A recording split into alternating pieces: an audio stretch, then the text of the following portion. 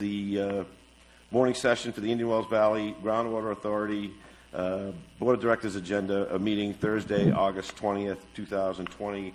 Can we have a roll call, please? Director Page. Present.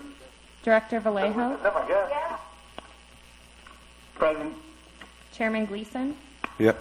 Director Kaczynski. Here. Vice Chair Heyman. Present.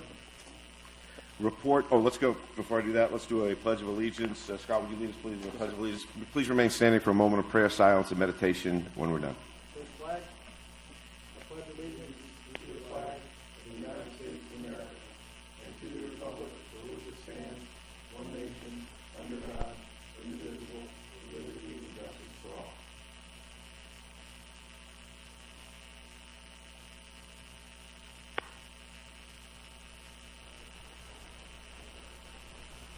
Thank you.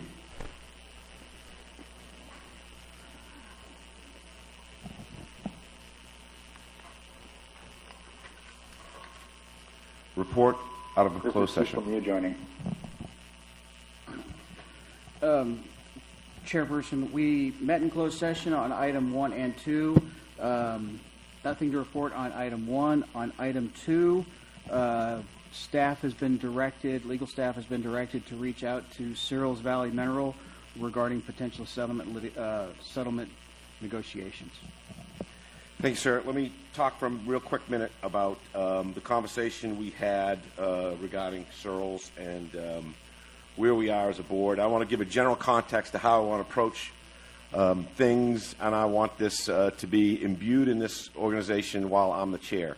There are two issues before us that need consideration, not today, but there are two issues that are lingering out there that we need to address and we need to satisfy. There are questions, concerns.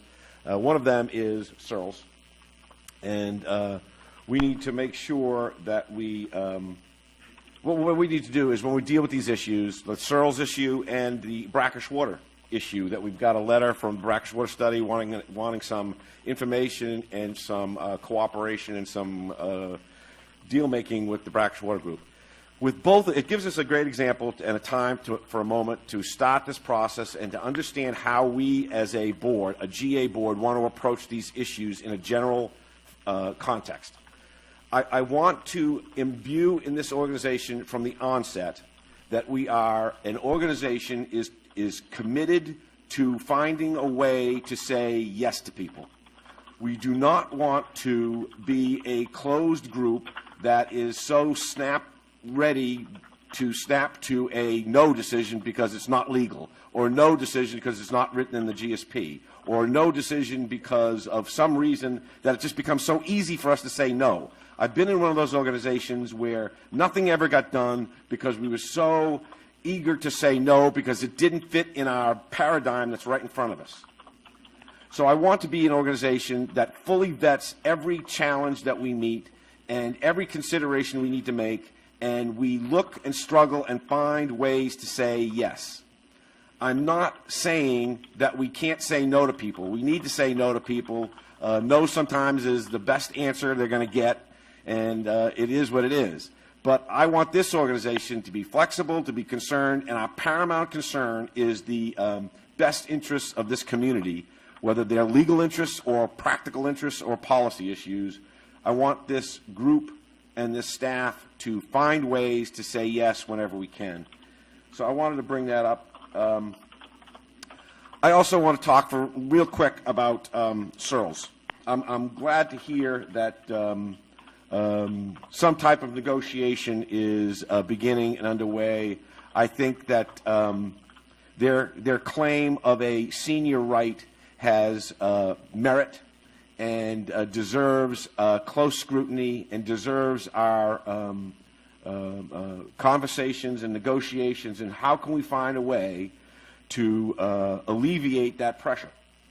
I think that it may be a accurate statement to say that we've been at this for a year, and that information has been out there for a year, but nothing's been done. Searles has not made an effort to begin negotiations with us, and I'm not sure how well we have done in reaching out to Searles to begin those negotiations. But in either case, I think it may be accurate to say that the fact that we're in this place today is because of the pressure developed by the conversation on whether or not we have a replenishment fee. I think the reality is seeping into the community, and people like Searles are beginning to understand that, hey, we got to get off the ball and we got to begin those negotiations, and we're beginning to have those same thoughts.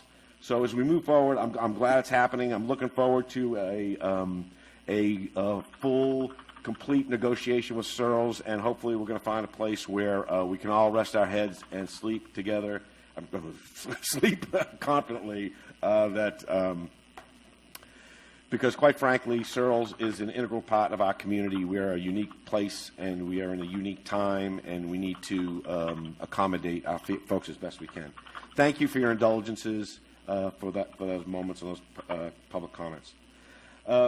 So here we are. It's open time for public comments. This time is reserved for the public to address the board on matters not on the agenda. No action will be taken on non-agenda items unless authorized by law. Comments are limited to 3 minutes per person. But before we begin, I forgot. I think Jim Markman wanted to say some words about what I just talked about. Jim, are you on the phone? Yes, I'm on the phone, Mick. Jim, could you comment, please, just real wanted quick to on point what out- I said about Searles and the tone of how we negotiate Yes. and fit into this community?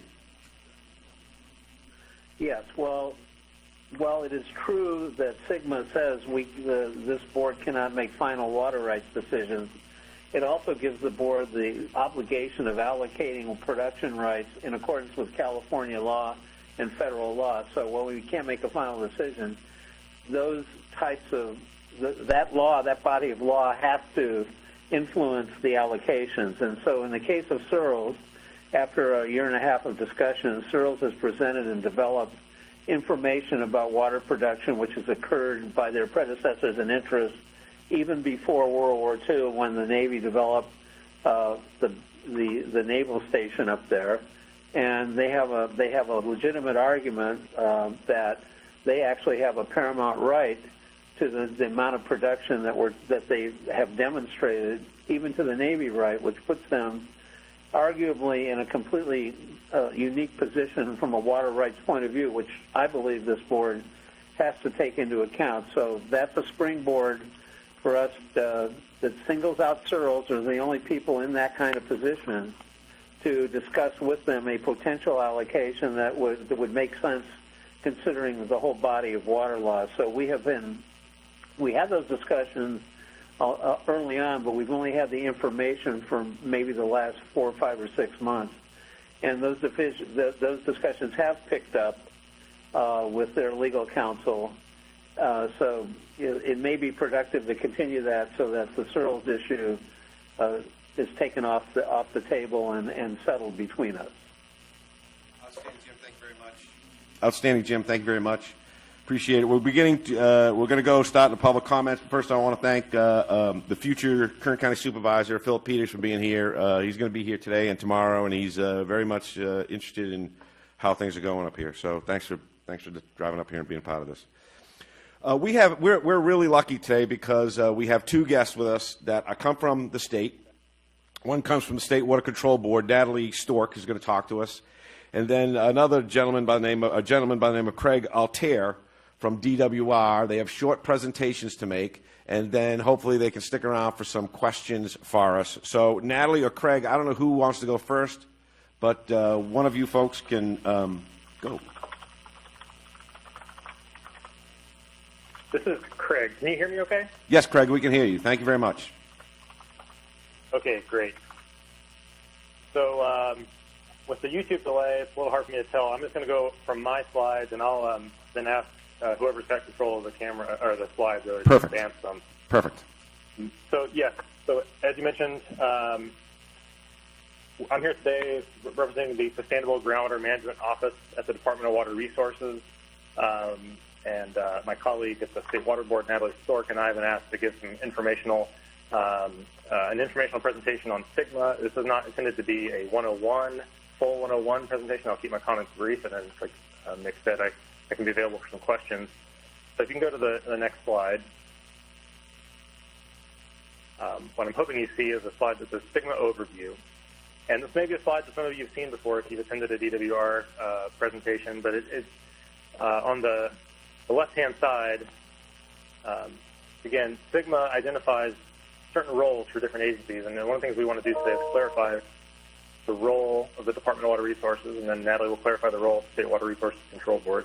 Obviously, I'm certain that you all are familiar with the role of the Groundwater Sustainability Agency, or the GSA. Those are the local agencies that have been tasked with developing, among other things, developing new groundwater sustainability plans, and then they're charged with implementing those plans over a long-term planning horizon to achieve sustainability in the basin. And ultimately, achieving sustainability means avoiding these 6 undesirable results that are shown on the right-hand side of the screen. So I work at the Department of Water Resources. Our role, Sigma, is one, to provide technical assistance. And I'm not going to talk today about the technical assistance we do provide, although I'm happy to take questions on that if needed. But the main role I'm going to talk about is our role to review and assess the groundwater sustainability plans that are submitted to the state. So if you can go to the next slide. In a nutshell, again, hopefully the slide you're looking at now is the groundwater sustainability plans with a few bullets. So in one slide, groundwater sustainability plan needs to include certain information. This information is based on the requirements of Sigma that were further then clarified and fleshed out in a set of emergency regulations that were approved that I'll call the groundwater sustainability plan regulations. Among other things, those regulations describe what needs to be in a groundwater sustainability plan. That includes information on the basin itself, which are the governing entities in the basin with interest in water, surface water and groundwater. It also describes how interested parties in the basin will be provided notice and communication. The GSP needs to describe groundwater conditions in the basin, so that includes the conceptual model of the basin, the understanding of the aquifers and aquitars and how groundwater flows. Also, it needs to provide information on current groundwater conditions. That includes, groundwater levels, changes in storage, that sort of thing, that are information related to those 6 undesirable results that I showed in the previous slide. The groundwater condition section also needs to describe the water budget for the basin, both the historical water budget, but also the future water budget, accounting for things like climate change and accounting for things like the projects and management actions that are going to be implemented in the basin. GSP needs to include sustainability criteria, and those are that's sort of a new terminology in groundwater management. But those are essentially the thresholds and objectives that are defined locally to identify under what groundwater conditions those undesirable results occur. That could be, again, groundwater levels, like you measure in a well, but it could be rates of storage change, rates of subsidence. So the local agencies are tasked to identify when those conditions become significant and unreasonable. And they set those criteria appropriately, and then those criteria will be used to manage against going forward for ongoing compliance and ongoing, demonstrations of progress towards achieving the sustainability goal for the basin. The GSPs also need to describe the monitoring that's going to occur, as well as, and I think probably significantly for this basin, the projects and management actions that are proposed. The GSP needs to describe the feasibility and reasonableness of those projects and management actions and how they're going to be accomplished and when in order to help the basin achieve the sustainability goal. So next slide.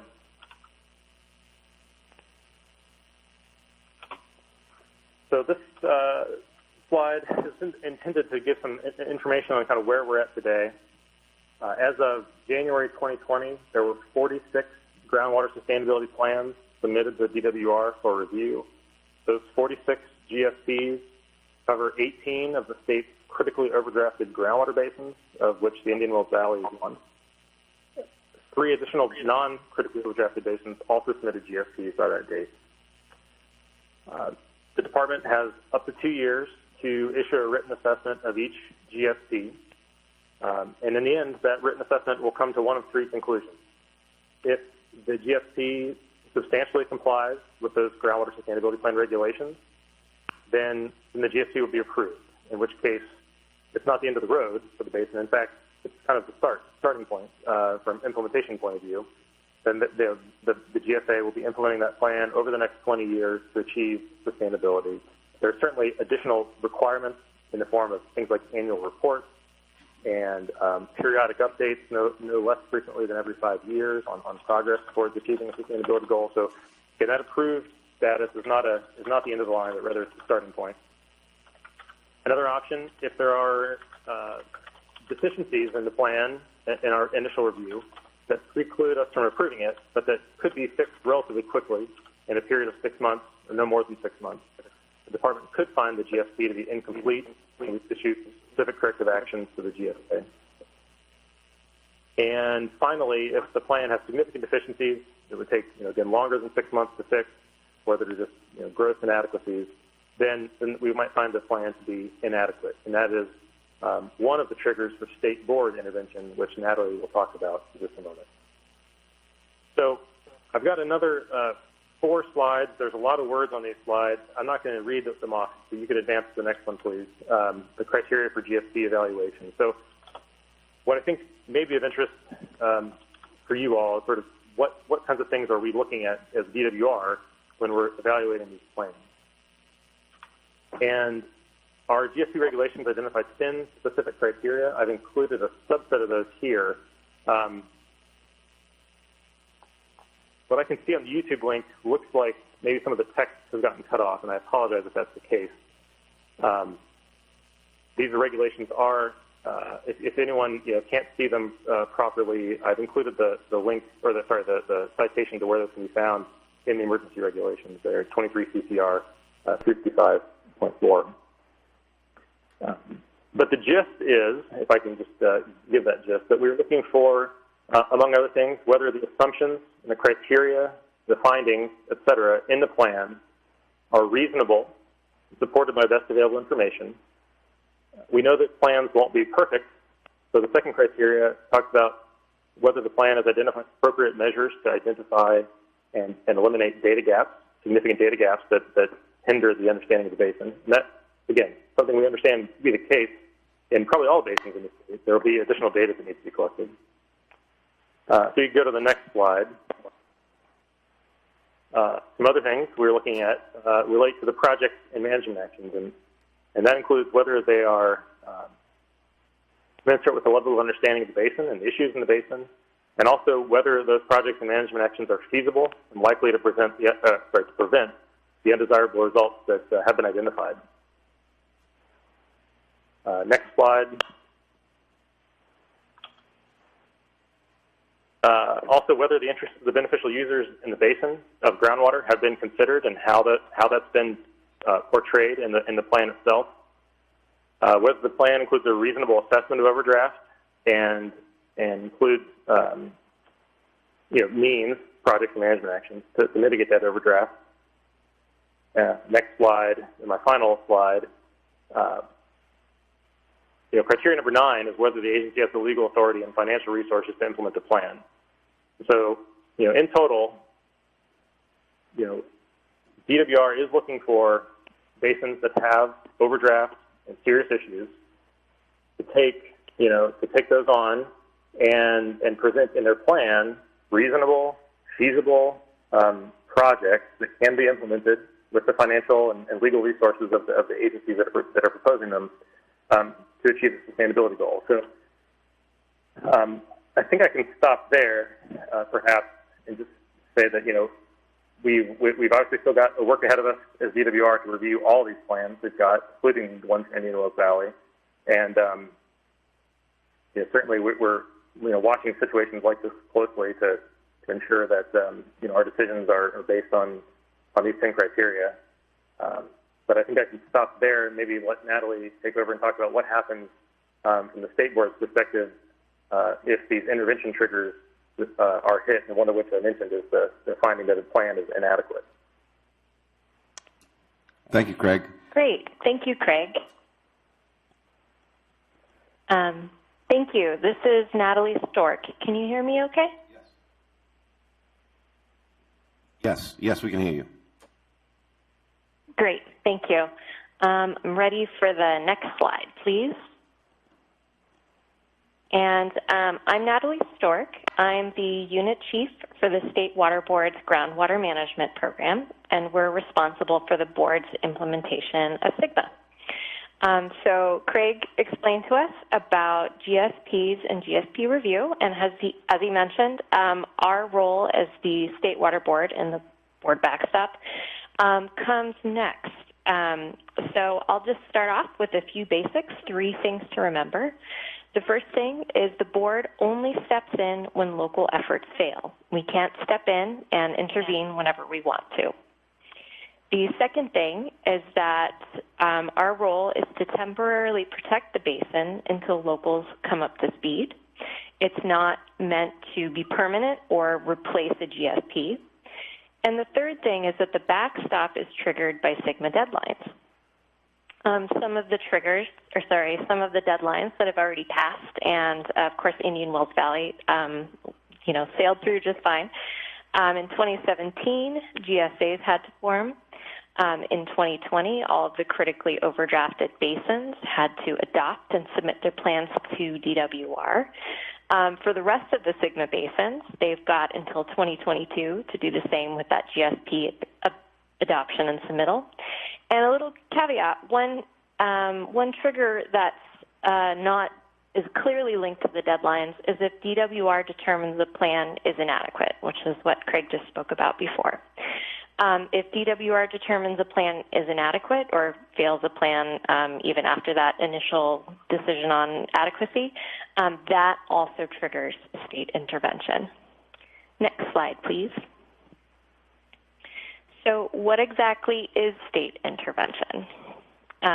It's a process. The first part is, of course, the trigger. We just talked a little bit about the triggers.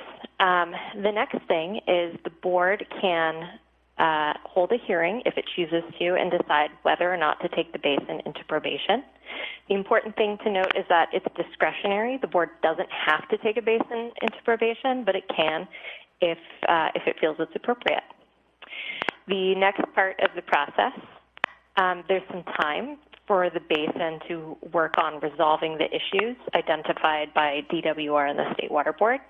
And if those issues aren't fixed, then the State Water Board can develop and implement an interim plan. So I'll talk a little bit more about these steps. Next slide, please.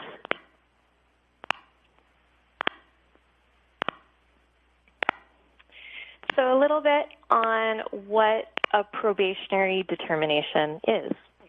The first thing is this is where the State Water Board can make some decisions. The board has flexibility in how it can act in a probationary determination. If you have questions, I can talk more about it, but basically the board can choose who needs to report and has some flexibility in how the decision applies. There's opportunity to fix issues during this stage, this being on probation, and that is while the board gathers the data it needs in case it needs to write its own plan. Part of gathering data, the board will need good data to really assess the situation in the basin, and as such, the statute says that the board can require people to install meters on their wells. Next slide, please. So this is just back to the state intervention process. We talked through the triggers, probation, and then there's for an inadequate GSP, there's about a year for the basin to fix issues before the board staff and the board work on developing and implementing an interim plan. Next slide, please. So a few important things about the interim plan. The biggest piece of the interim plan is corrective actions, and those are actions to get the basin back on track. The statute lays out several options. 2 of those options are physical solutions, such as finding additional supply for the basin, building desal plants, stormwater capture, actions like that. But the most likely corrective action that the board will probably rely on in an interim plan would be demand management, so cutting back pumping. So the corrective actions get the basin back on track. Again, this is a temporary plan. It's not meant to replace the GSP.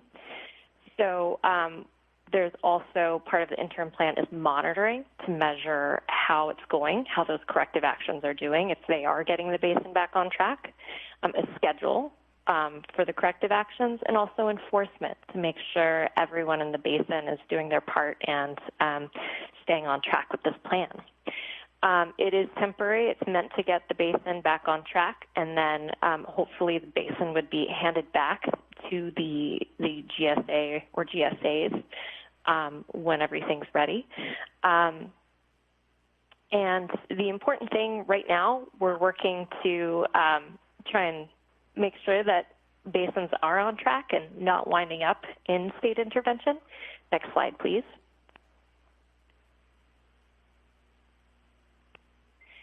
So if you'd like some more information on the State Water Board's role and what we're doing right now, we've got a collection of SGMA fact sheets on our website. The URL is at the bottom there, waterboards.ca.gov/water_issues/programs/SGMA. Sorry, it's kind of a long URL there.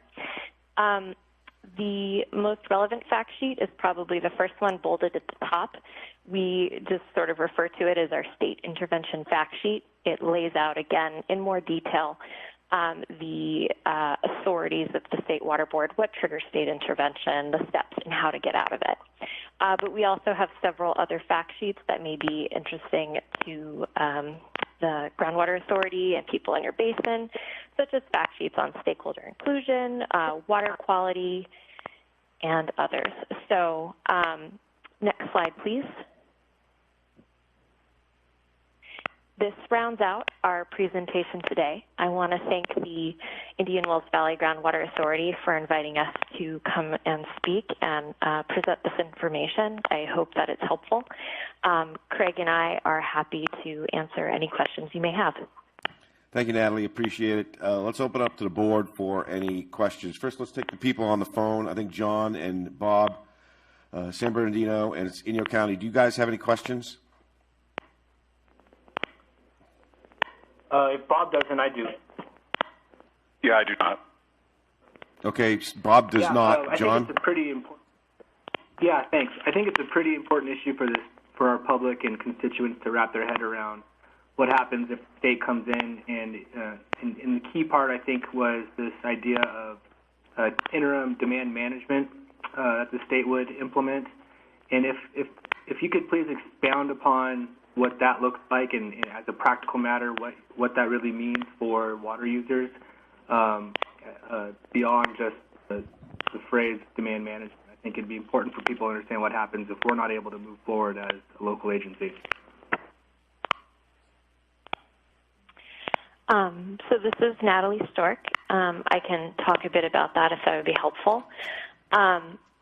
So, first of all, we're hoping that that plan implementation with Indian Wells Valley is successful, and I think there's a lot of time and a lot of opportunities.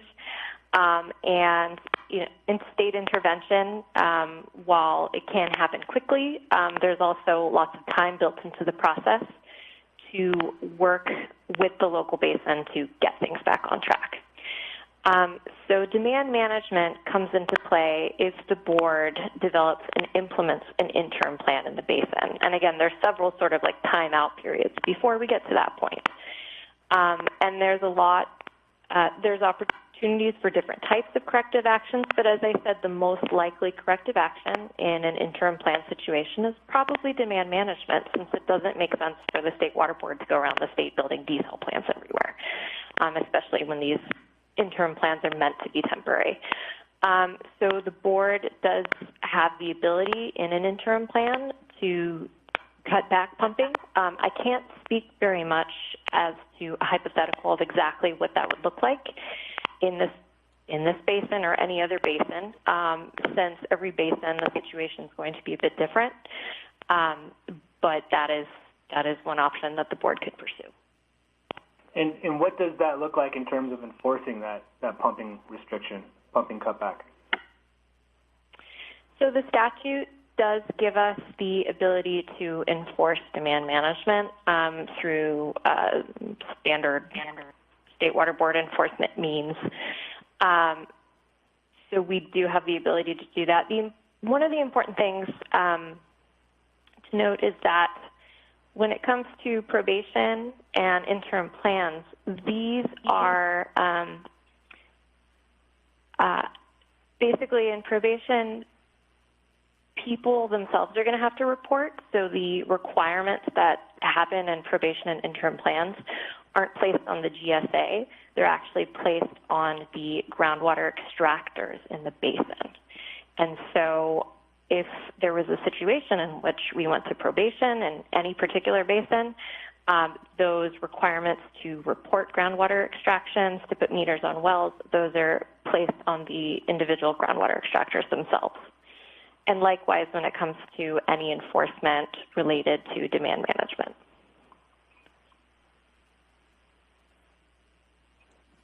Thank you, John. You got any further questions? That's all I had for now. Thanks. Thank you, John. Appreciate it. How about right here? Scott, go ahead.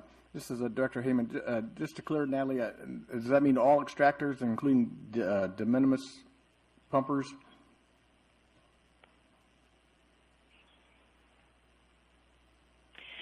So de minimis pumpers can be handled in a variety of ways. When it comes to probation, by default, de minimis pumpers aren't exempted by probation, but the board can choose who needs to report in probation. I also want to add in one thing I didn't make very clear in my presentation is that with every report, the board is required to recover the costs of its program with state intervention. And so with every report, there's a required fee. So these reports and fees would be required of groundwater extractors in the basin, and the board does have the option to exclude de minimis pumpers. That's part of that flexibility in probation. So I can't speculate basin per basin whether or not de minimis pumpers would or would not be included. Okay, thank you.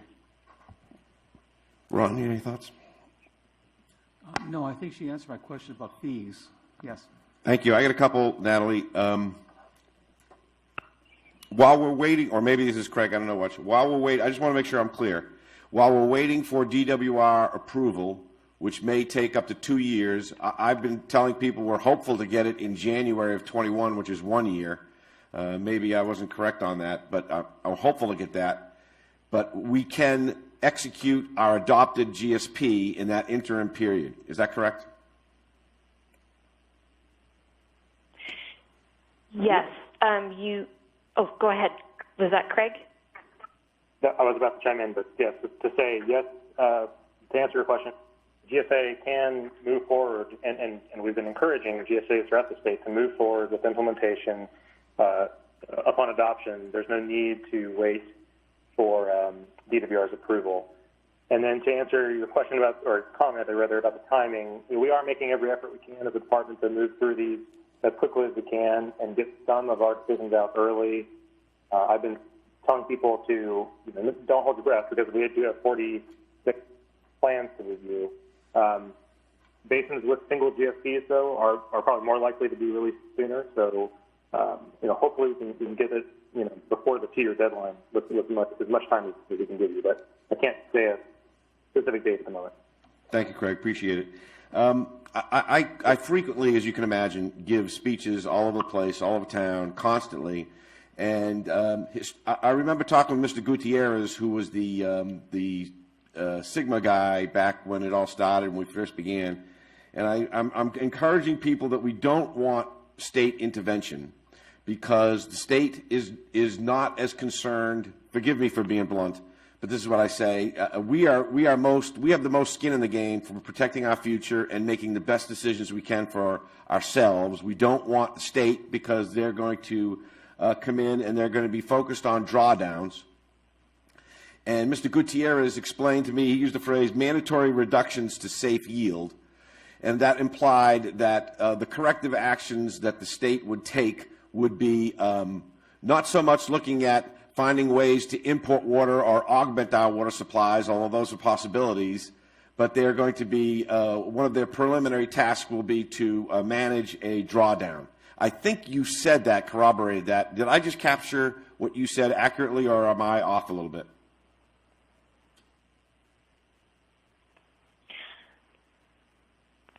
This is Natalie. Natalie Stork from the State Water Board. The statute does give the board several different options when it comes to corrective actions, but you're correct that demand management is the most likely option as a blanket statement across the state. But the State Water Board and DWR, the state as a whole, when SGMA was implemented, the quote right on the screen right now, groundwater management in California is best accomplished locally. SGMA gives locals in all of these groundwater basins a chance to manage their basin in the way that's best for them. And we encourage everyone, and we hope that everyone is successful. But yes, in a case where a basin will go into probation and reach interim plan, we are not the locals in every basin, and likely demand management is going to be a tool that we will use. Thank you, Natalie. Appreciate it. My last question. You both have been very generous with your time.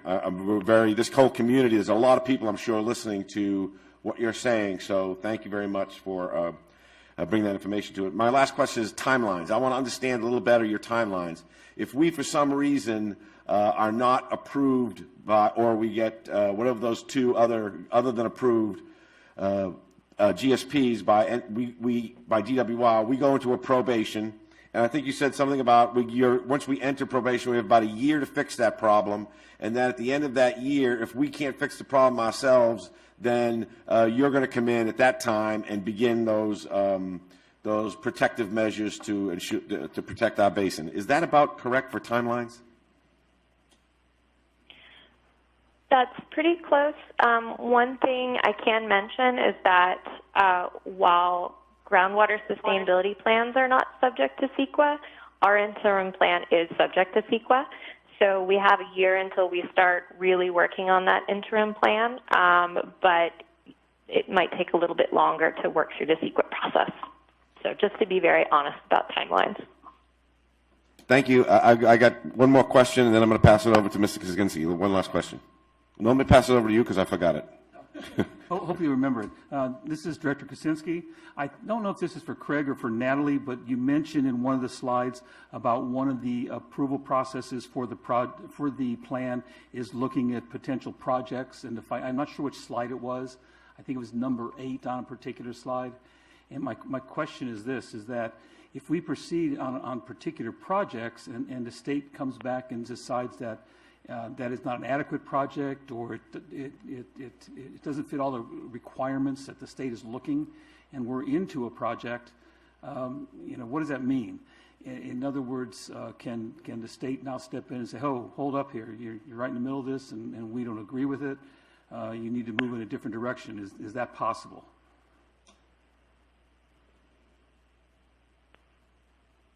This is Craig. So I think your question is, because an earlier question was whether you should start implementing now or wait, and I said start implementing now. That's the guidance we're giving. And I imagine your question is, well, what happens if you start implementing and then the state comes in and finds an issue with your plan? So again, those are the criteria we have for our review, and it's mentioned one of them is whether the agency has the legal and financial resources to implement the plan. Unless it's grossly obvious that the agency is proposing to bring in icebergs from Alaska and recharge basin that way. But I think there, as long as the plan has a reasonable cost and a reasonable way to raise the fees, there will be, I imagine, some deference to letting process prove out, I should say. And like I mentioned earlier, there's a lot of data gaps. There's also a lot of work to be done. These plans aren't presenting, necessarily shovel-ready CEQA projects, right? There's more work to be done in planning these projects and identifying final costs. So that is a consideration of our review. And one thing we'll be looking at is not just is the initial plan approved, but then are you making progress that's demonstrated in those annual reports toward achieving the plan? So, again, I can't speak to specific situations. Like Natalie mentioned, we can't deal too much in hypotheticals here if certain fees don't go through. But we are trying to be flexible, give folks the benefit of the doubt, give them a chance to implement their plans and implement the projects they've proposed in their plans, to let this local management hopefully work out. Like Natalie said, that is the goal of the state, is that groundwater is managed locally. We want to give the locals a chance to implement their plans and to achieve the sustainability goals that they've defined for themselves. I believe that answers. My concern is that we get deep into a project or a project plan to get something possibly shovel-ready, as well as collecting fees and all, that the state would come in and say that's not either adequate for your situation or it's unaffordable by your community. And I know I don't expect you to look into the crystal ball, because every basin is different. I just know that there's a concern to community that if this GA proceeds forward with selecting projects and collecting fees, that they're afraid the state will come back and say, we don't approve your plan, so everything you've done to this point has to cease. So that was my concern. I think in those cases, even if the plan was to not be approved, I don't think that the work you would have done to date would be all for naught. I think that probably would be work that would be beneficial, but there may be additional work that you would need to do on top of that, I suppose, in a hypothetical sense. I really don't see a case where a basin is taking serious, steps towards implementing projects that they feel are going to help their groundwater supply situation. And I don't see a case where we come in and say that that's all for naught. You have to pursue a whole new course of action. I think more often the case would be, we see what you're doing, but X, Y, Z also needs to happen. I think that would be more often than not the case. And so I don't think it would be a waste of effort on your end. Although, thank you. Yeah, does that answer your question? Yes, it does. Thank you. I remembered mine. Okay. My question is this, and it has particular interest here in the Indian Wells Valley. We are at a pivot point in our plan, meaning we believe our GSP states clearly that we need to import water. There's issues in the town where people don't agree, and which are completely reasonable. And so, but we started the process to import water. We have no infrastructure. We don't know if it's coming from the north or from the south. We have no water. We have just an idea that, and a recommendation from our water resource manager stating that we need to import water. So I have two questions. The first question is, I believe that and you might not have an opinion on this, but I'd be interested if you did. My first thought is that the first thing we need to do on this journey to develop this potential is to buy the water or the water rights. And we need to do that because it will develop, hopefully, a cash flow. It will enable us to negotiate for other projects and leverage the Navy's interest in what we're doing so that they can help support us. So my first question is it reasonable that my first opinion, I think it's mine, that we buy water first as a first step in the journey? And the second issue is this.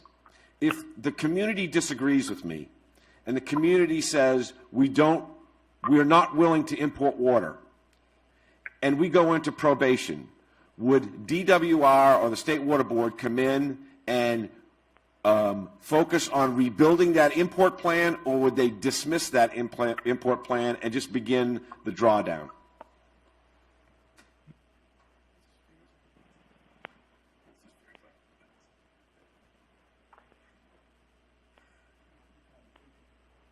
So this is Craig. I think I doubt Natalie or I will weigh in on the merits of buying water first, building infrastructure first, the order you decide to take. I think that's a local decision. And then I think I'd let Natalie start off on your second question about what happens during state intervention, whether the state board would focus on rebuilding that import plan or not. But The one thing I do want to highlight, and it's the point Natalie already made, which is the goal of the state is not long-term to maintain that intervention role. The goal is to return it to the locals. And so if the local decision is importing water is necessary, that can still be the long-term goal of the basin, even after they get out of state intervention.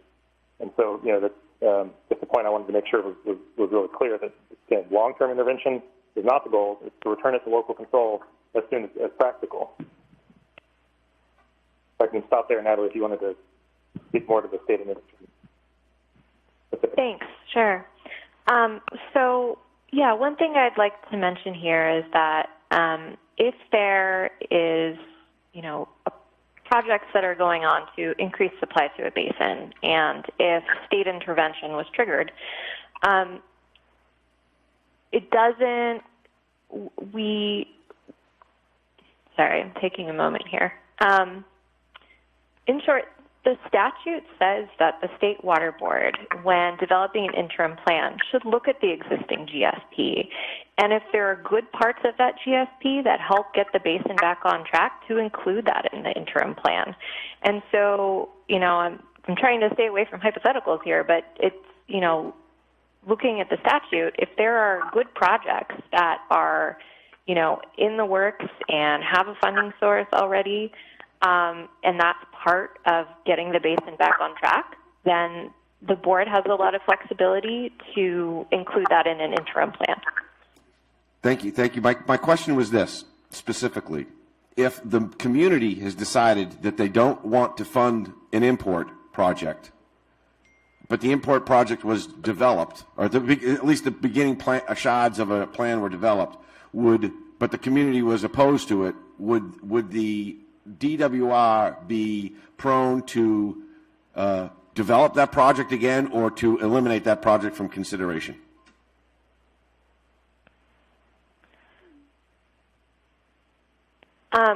So this is Natalie speaking from the State Water Board. So the State Water Board would be the one working on developing and implementing an interim plan. I can't say in that particular situation how the board would act. It really depends on, that's a complex situation, and we'd have to see where it is at that time. Outstanding, Natalie. I want to take a minute to thank both you and Craig for participating. It's helped us out a lot. We have your names now, and we have your email addresses, so you guys are in trouble because we got some people here that are very involved in the Indian Wells Valley in our future, and they are very active. And so you'll be hearing from us, and we look forward to hearing from you. And thank you again for your comments and your time. I didn't get a chance to ask Bob or John Vallejo. You guys done with questions, or do you have any remaining questions? Nothing further from me. Hi, this is Bob. I do not have any additional questions. Thank you. Outstanding. I see that my board has emptied their guns on you. I appreciate you coming, Natalie and Craig. And you're welcome to come down here. It's a beautiful place, but I wouldn't do it today. I'd maybe wait a couple months. And it's a great place, and we'd love to have you. So thank you very much for your time. Yeah, thanks for asking us, and we're happy to provide the information. Great. Let's let's open up to public comments for the regular folk so that they can comment on things that are, well, this time is reserved for the public to address the board on matters not on the agenda. No action will be taken on non-agenda items unless authorized by law. Comments are limited to 3 minutes per person. So I don't know how many are in the queue to talk. I imagine there's going to be a lot. So if everybody could please be as considerate as you can be for our time and stick as close to 3 minutes, that would be really appreciated. I have a green light, so caller, go ahead. That was good.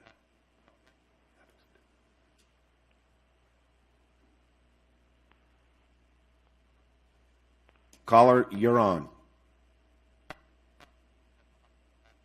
We're having a little audio difficulties.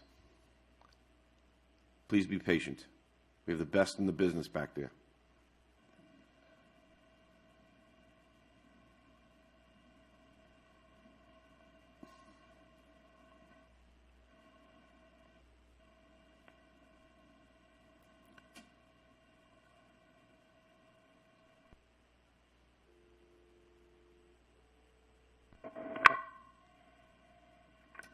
Caller?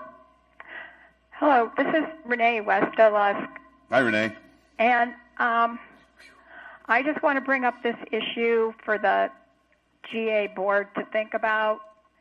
Is I'm asking the Indian Wells Valley Groundwater Authority to ask for help from the State Department of Water Resources to come up with financial resources to help the 21 critically overdrafted basin communities facing large increases in water bills by their constituents so they can afford to convert their landscape or upgrade their current water system to use less water.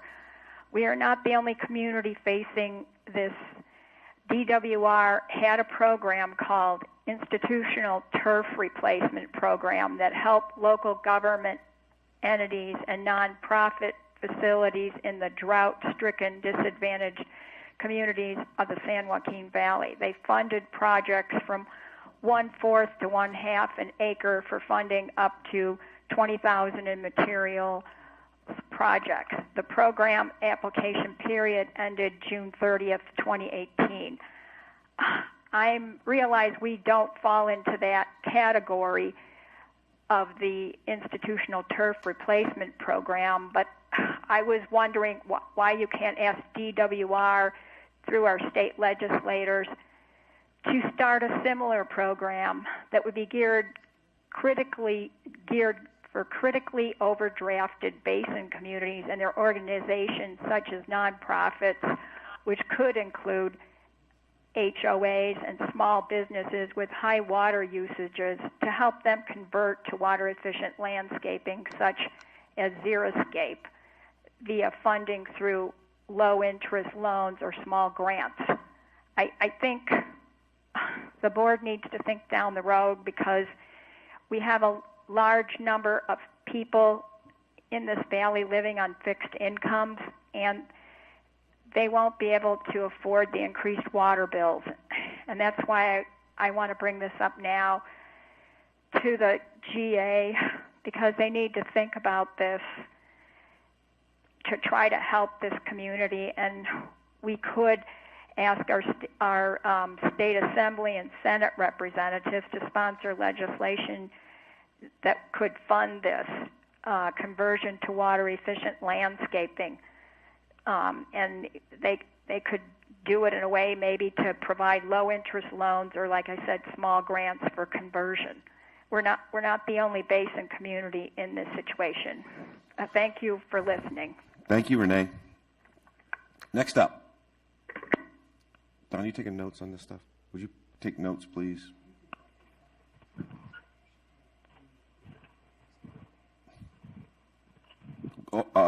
Caller, you're up. I'm the caller? Yep. Okay, I'm calling on Agenda 11.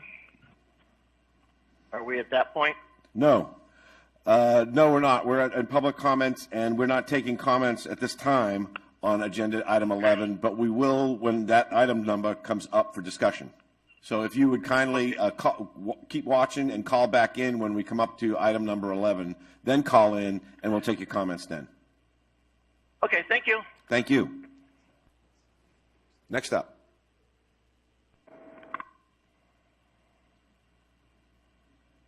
Caller. Good morning. My name's Elaine Mead. Hello, Elaine. Can you hear me, Mick? Yes, ma'am. Okay. Mick, when you had your WebEx last week, I had to ask a couple of questions.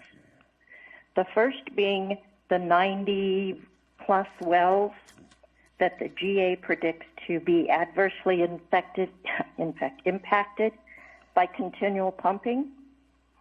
You were going to send me a list or a map that shows the location. I have not received that information yet. Hello? Yep, I'm here. Keep going. Nick? Yep, I can hear you. Okay, you can hear me now? Yes, ma'am. I heard what you said. You have not received something from me. I was waiting for you to finish your second comment, which was how much water have we pumped in 2018 and 2019. And to be honest with you, I got those answers from our staff, and I did not get that to you. That's my bust. and my fault, but I looked at the answer for 2018, the pumping we did in 2018, and I think the answer was about 32,000 acre feet off the top of my head. And I also have an answer for you for Steve Johnson, who's on the phone, can give you he sent me an email giving you the answer. Steve, you on the phone? Nick? Yes, I am. Steve, could you please send Elaine that information you sent me, because I didn't turn it around, and it's my fault, Elaine. Mick, I'd like to say something. Elaine, I will send it to you. I took those notes from that WebEx and put together the answers, but I will send it directly to you. There's references out of the GSP for the 90 wells, and we worked with Don Zadiva and our files to get for 2018 and 19 pumping, and I've got that detail in it too. I'll send both of those to you today. Thank you, sir. Appreciate it. Elaine, please continue. Okay, but I would like to say something, Mick. Yes, please go. Okay. I did, however, talking about the production and the extractions, I did find in today's package a somewhat updated spreadsheet, similar to the one that the cooperative group was maintaining. In that spreadsheet, the production for 2016, which is the latest full year of data, shows. Do you hear me, Mick? Yes, ma'am. Yes, in that spreadsheet, 2016, which is the last full year of data, shows an annual pumping of 24,314 acre feet. You, Mr. Heyman, and others, and you just said again that 32,760 acre feet is, you believe, to be the current pumping. So are you telling us that we are using 8,000 acre feet more in 2018 or 19 than we did in 2016? Is it coincidental that 8,000 acre feet is what you are setting the replenishment fee for the entitlement you're looking for? I am really confused on what the current water production is. Can you please clarify this for me and for everyone else? Yes, ma'am. Steve. Go ahead. Excuse me, Don, go ahead. Yes, I think Elaine, part of the answer is the stuff I'm going to send you. I think, and I think it's in both cases. We can look at it and see with you, but I think 2016, along with 18 and 19, the reason why you're seeing different numbers is a difference between voluntary reporting, who's reported, and the actual reporting to the Groundwater Authority, to the Indian Wells Valley Water District, the reporting of pumping for the assessments and such for the reported pumping. So there is a gap between what is voluntary and what is actually being reported, and what we know is actually being pumped from other folks. And I provided some of that detail in the material that I already put together, and I will send it to you. Thank you, Don. So we've actually added some to what is out there, just based on what we know and what we estimate other people are pumping that is not reported voluntarily or pumping for the fees. Thank you, Steve. Don. Yeah, with regard to estimating the production for 2019, that was the first full year that we collected the pumping fee from the non-de minimis pumpers. And I don't have the number in front of me. I can look on my phone and try and find the email, but I provided that, and Phil added something. But I believe that came out to around, based on the amount that was paid, the $30 per acre foot and the acre feet that were reported, I believe it came out to about 24,000 something. And then if we add the Navy's production and the assumed 800 acre feet for the de minimis, I think we ended up close to 27,000 something. Wasn't that correct? Yeah, something in that range, almost 28, I believe. Right. So what you gentlemen are telling me is that we are at the highest level that we've been since the cooperative group started that sheet. Well, keep in mind, we don't. The Navy didn't report the numbers, so we're just assuming what the amount that they said that they would pump, and the 800 acre feet for the de minimis pumpers. Of course, that's not verified, but strictly looking at the amount of acre feet that was subject to the fee and that was paid, and adding assumptions for the de minimis and for the Navy, we come close to 27,500, 28,000 is my recollection. Okay, let's wind this up with Mr. Hall. You had something to say? Yes, let's go back for a second. 2016, the cooperative group was getting numbers based on voluntary reporting. Not everybody reported to the cooperative group. And stuff has changed since then. For example, Mojave Pistachios pumping is going to increase, I believe, up through this year until they reach their maximum. You know, they started at a few hundred acre foot, and their reported maximum production when their trees reach maturity is, I think, 7,200, whatever, 1,600 times 4 is 68? 64. So that's increasing from 2016 forward. Now, we have another situation during that period, and you're trying to look at these charts and see what's going on. We have Meadowbrook Dairy, who has said they have pumped less because of the $30 per acre foot fee. And they're less pumping. It's pretty significant, frankly, and I mentioned that 2 months ago. So to get back to the bottom line point here is if you're relying on 2016 pumping data, it's helpful, but it is not the be-all, end-all, which is one of the reasons why, and it's a primary reason why we had the questionnaire for pumping that was submitted, that people had to submit, and they were required by March 1st to submit pumping data. Those verifications are what we use for the transient pool report and moving forward, because those were submitted and required submit, not voluntary.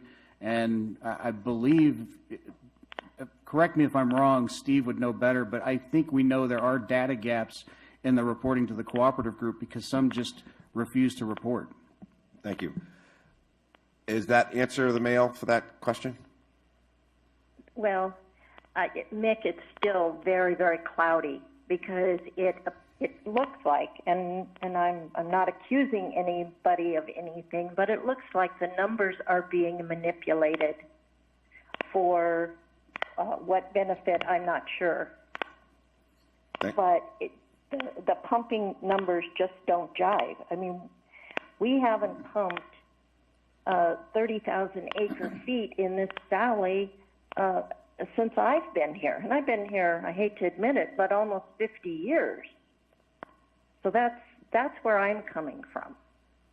I appreciate your input, and I look forward to the information from Steve Johnson. Yeah, that's my bust, Elaine, and I don't believe you've been here 50 years. You certainly don't look it, but thank you very much for your contributions. Thanks. Next caller.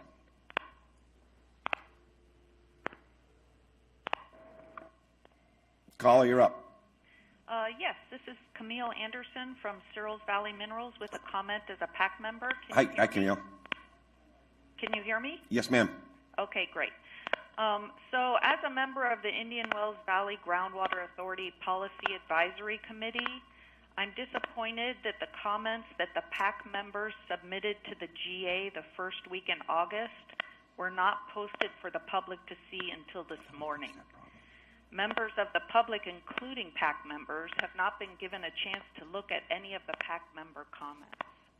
This is not what public participation looks like. This is not partnering with the community. And I'll let you comment. I'm going to hang up. Thank you, Camille. I've been assured that those notes have been posted, and they were posted in a timely fashion.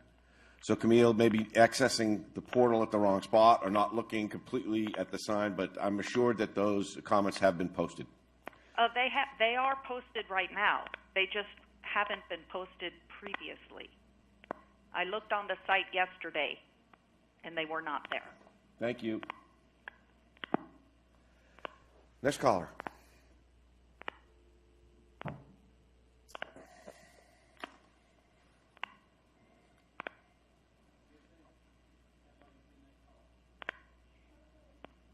Yes, this is Joshua Nugent of Mojave Pistachios. Can you hear me? Yes, Josh, how are you? Good, good. Thank you for this opportunity to comment. I would like to ask for the approval of finances to be pulled for discussion. The Groundwater Authority is spending well over $100,000 per month, sometimes $200,000, and there's no end in sight.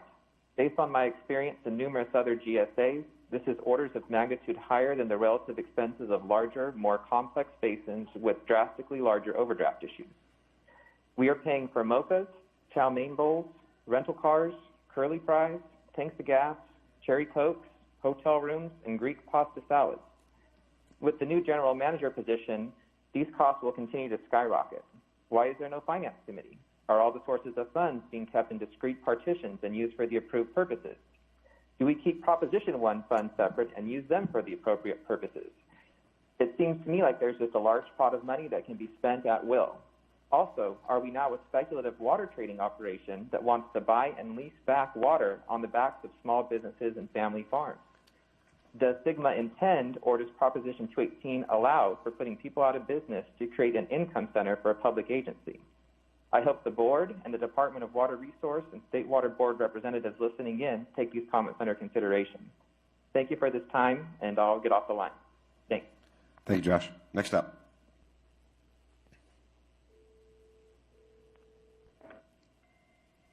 Caller, you're up. Okay. Yes. Hello. Hello, Nick. Yep. This is Judy Becker. Hi, Judy. Hi. I have some questions for the board and for Mr. Hall. I understand that you no longer are reading letters into the record, and I would like to know how to get the two letters that were submitted from the Eastern Kern County Resource Conservation District into the record, in particular for the meeting tomorrow.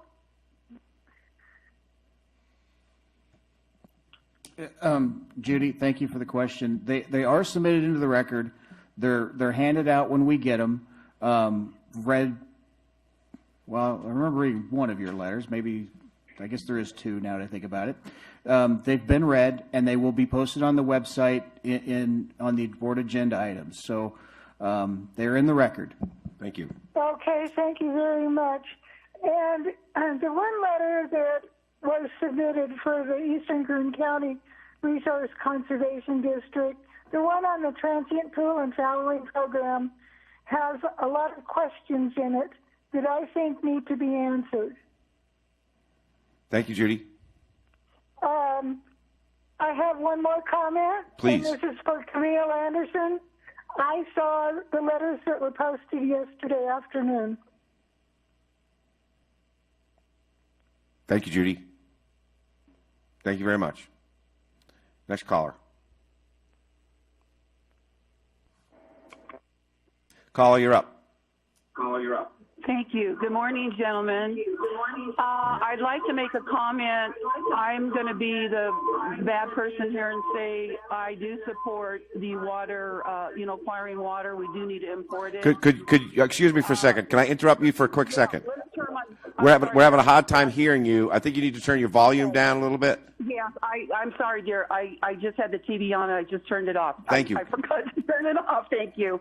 Let me say this. I don't want to be the bad girl today, but I do support importation of water. It's a hard, cold reality.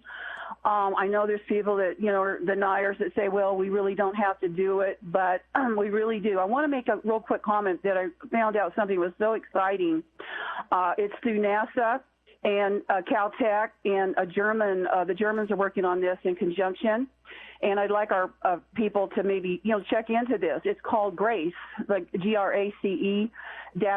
It's a mission sent up in satellite in 2018, and it's so exciting because it's mapping the whole world of groundwater changes.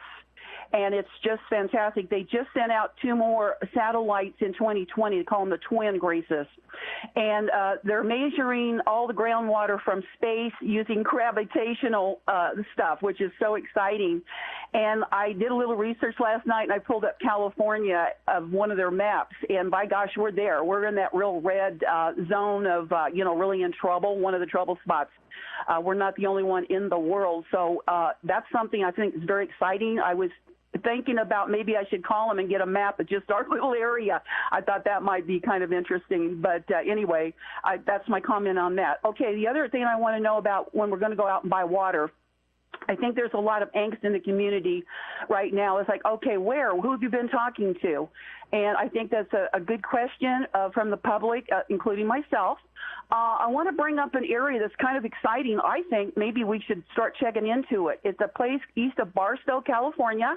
It's called the Cadiz Valley, C-A-D-I-Z, in the Fenner Basin. And that area is the size of Rhode Island. And believe it or not, there's a man that owns it. He wants to get the state up and running to let him commercially sell the water. His idea is to build a pipeline 43 miles east. Okay, so up to 200 miles to supply water, up to 100,000 homes. And I thought this was very exciting information that perhaps maybe our GSA and all you people involved, I think you're doing a good job. It's a hard job. I wouldn't want it. But I think it's something that maybe we could start kind of exploring and put a little bit of pressure and let the state, come in and, not let us go too far and then come back and say we did something wrong, So anyway, thank you very much for listening to me today, and I appreciate your help and everything you're doing. Have a good day. Good. What's your name again, please? My name is Kathy with a K, last name Brown. Kathy Brown. Thank you. Good idea. Thank you for your call. Next caller. Thank you.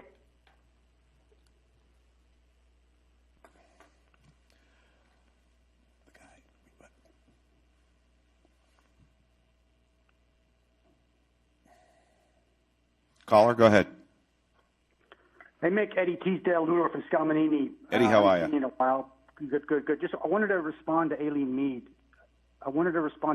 Eddie. Okay, please. I would encourage folks to review the 2019 annual report that was submitted to DWR. I think water year 2018, 2019 was about 23,000 acre feet. Thank you, Eddie.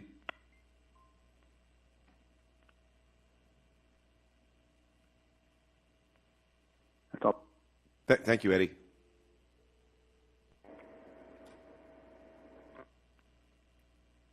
Caller, you're up. Hi, this is Jessica Weston from the Daily Independent, and I have 2 questions. The first question is regarding the Searles Valley. Obviously, we report it, and all kinds of people are reporting it, that they're saying that their water rates are going to hit $6 million a year, and if this passes tomorrow. And I have a question. If, in fact, they do fail as a business, which they are saying that they think they're going to, that would be, by my count, $30 million of the $50 million to be used for importing water. So how would that work? I mean, am I understanding that correctly? That's the first question. And the second question is, if it does pass, would there be some sort of a hardship deferment for some of the ratepayers in the Ridgecrest area who are on very fixed incomes? And those are my questions. Thank you. Thank you, Jessica. This is a time of the meeting for public presentations. It's not really a time for question and answers, but we got your questions, and we will do the best to give you the best answer we can. Okay, I apologize. This is my first time calling in. That's okay. Meeting, Thank you. Thanks. Okay, thank you. Bye. Well, I'm sorry, Chair. I didn't hear her first question. Could you repeat what her first question was to me? Okay. Yeah, I didn't understand it either exactly. I'm sure I missed something, which somebody else can help me out here. That's okay. I believe she's referring to if Searles Valley ceased operations, the amount of money that would be coming from them through the replenishment fee, that would be a big chunk of the. I'm following. Okay. So let's take a step back. People are thinking of the replenishment fee as a end goal of a set amount of money. It is not that. And really, this is a question for tomorrow, but today sets it up well. if you'll notice in the notice that was sent out and in the staff report, I talk about the fee being correlative. Cost of water is per acre foot. It's a correlative cost. So if we're buying 1,000 acre foot or 100 acre foot, the multiplier that we're going to multiply the 1,000 or 100 by is the same. So it doesn't matter if Cyril's is there or Cyril's is not, or if a new pot farm comes in and wants 2,000 acre foot, if they're willing to buy the imported water.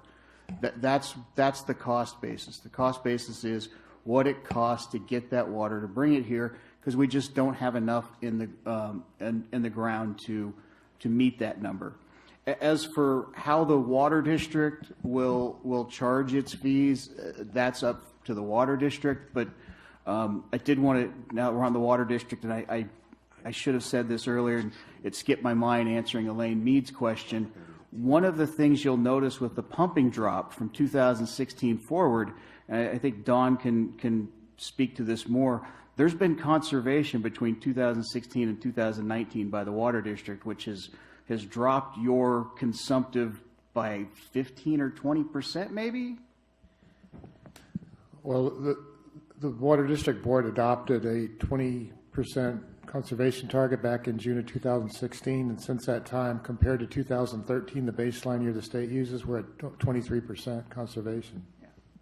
Yeah. So back to Elaine's question, you can't really use 2016 because we got the Water District dropping, we've got Mojave Pistachio coming up, we've got Meadowbrook saying they dropped because of 30 acre foot. So I think that answered both those questions. Thank you. Appreciate it. Next up, next call, please. We're done. No more calls. Wow. Okay, we will close the public comment and move on to item 6, which is the consent agenda.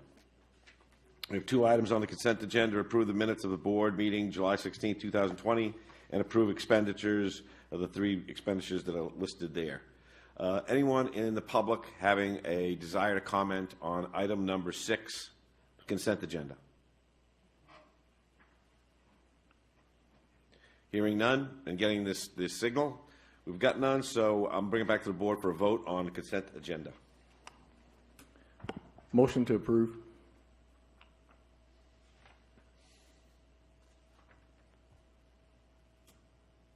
I'll second. We have a motion and a second. Let's have a roll call vote, please.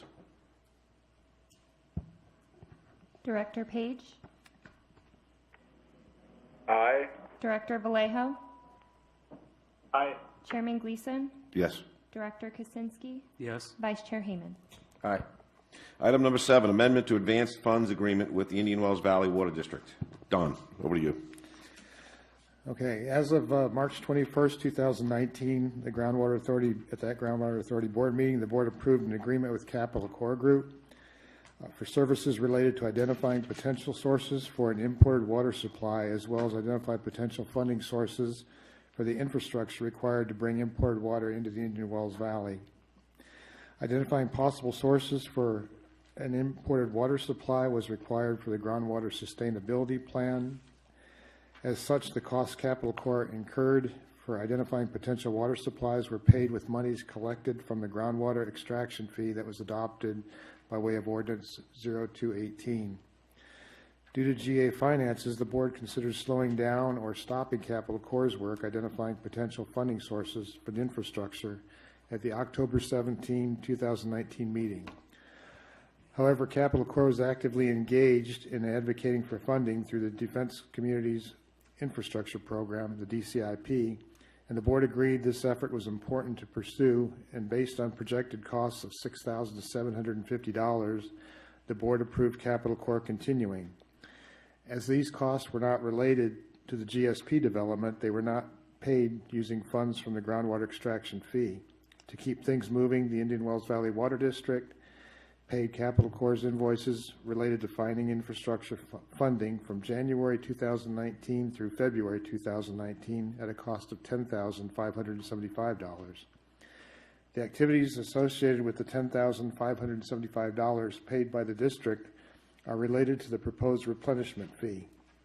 As such, this amount would appropriately be added to the $500,000 advance made by the district pursuant to the advance funds agreement entered into with the GA on December 13th, 2017. At the February 20th, 2020 meeting, seeing value in the work Capital Corps was doing in seeking funding for infrastructure, the Groundwater Authority agreed to extend Capital Corps' agreement, which was set to expire on March 31st of this year, to December 31st of this year, and allow them to shift money within the agreement from Task 2, which is negotiation agreements for water transfers, to Task 3, identifying and securing potential funding sources. To date, Capital Corps has incurred an additional $27,835 in fees seeking funding for the infrastructure. In addition to this amount, the cost incurred by Stetson to draft the engineering report in support of the replenishment fee, which is estimated at $40,000, as well as the estimated costs associated with the mailing of the Prop 218 notice, which is roughly $10,000, should also be paid with funds from the proposed replenishment fee. As Capital Corps will continue their infrastructure work, the district would also pay those invoices until the replenishment fee takes effect. This is estimated at another $30,000 over the next 4 months. In rough numbers, the total would amount to around $120,000. Since these costs are associated with the replenishment fee, this would add another $120,000 credit to the district in addition to $500,000. As a board action, staff recommends the board approve the second amendment to the advanced funds agreement authorizing the district to pay those estimated costs identified above related to identifying funding infrastructure estimated at about $120,000. All monies paid by the district will be added to the $500,000 advance, and the district will seek reimbursement and or credit from future assessments, charges, and or fees imposed by the authority.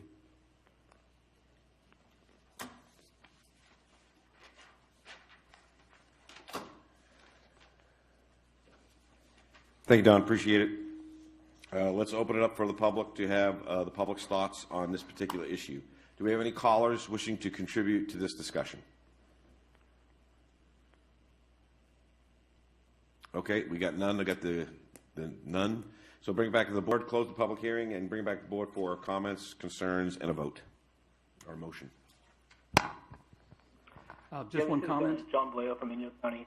Go ahead, John. I have questions, potential concerns about distinguishing between Capital Corps' work for this agency and what I understand to be the potential for Capital Corps to be working directly for the water district as well.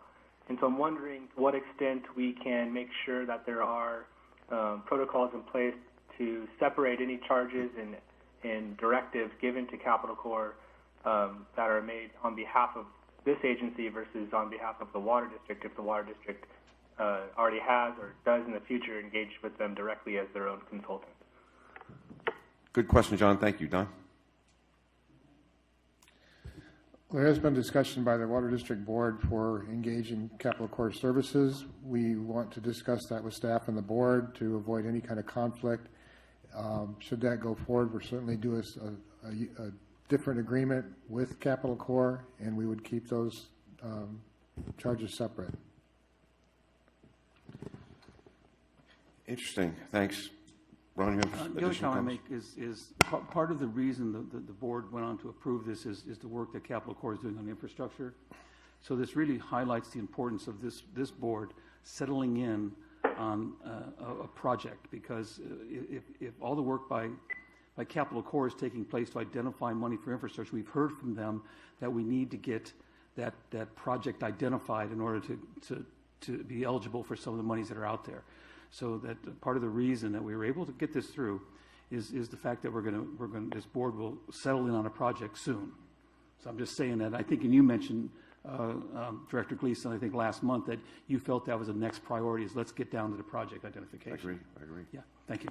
Appreciate it. But I hear John has two questions. One is oversight and one is project identification. And I think those are valid concerns, and we need to make sure we have adequate oversight into those, and we have the general manager who's working for both us and the water district be providing oversight. That's not the best setup in the world. Where are we with this general manager application? We're going to talk about it later in the day, but where are we with that? Yeah, it's in my general manager's report, but if you'd like, we did receive one application this week. Okay, so we're moving forward, and we may have that independence that we've been struggling to get. The posting closes August 31st, so we still have, what, a That'll week and help. a half or so. That'll help. I'm sure that'll help. Chairman, if I may, Yes. I would just remind the board that before we can really pick an infrastructure project, we need to have water purchased and a firm estimation of what we need for as far as a purchase cost, because depending where you're purchasing it from would have effects on which one of the two, and there's frankly only two construction projects here, coming from INYO or coming from AVAC, but where you're getting water from would definitely impact those. Thank you. Any other comments or need a vote?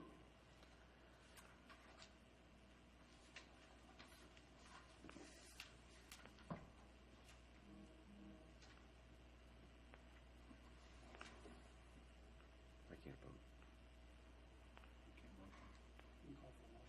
Yeah, I'm sorry. Did I call for a motion? We need a motion. Motion to approve.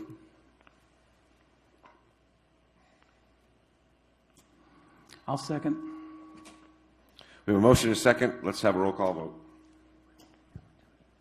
Director Page,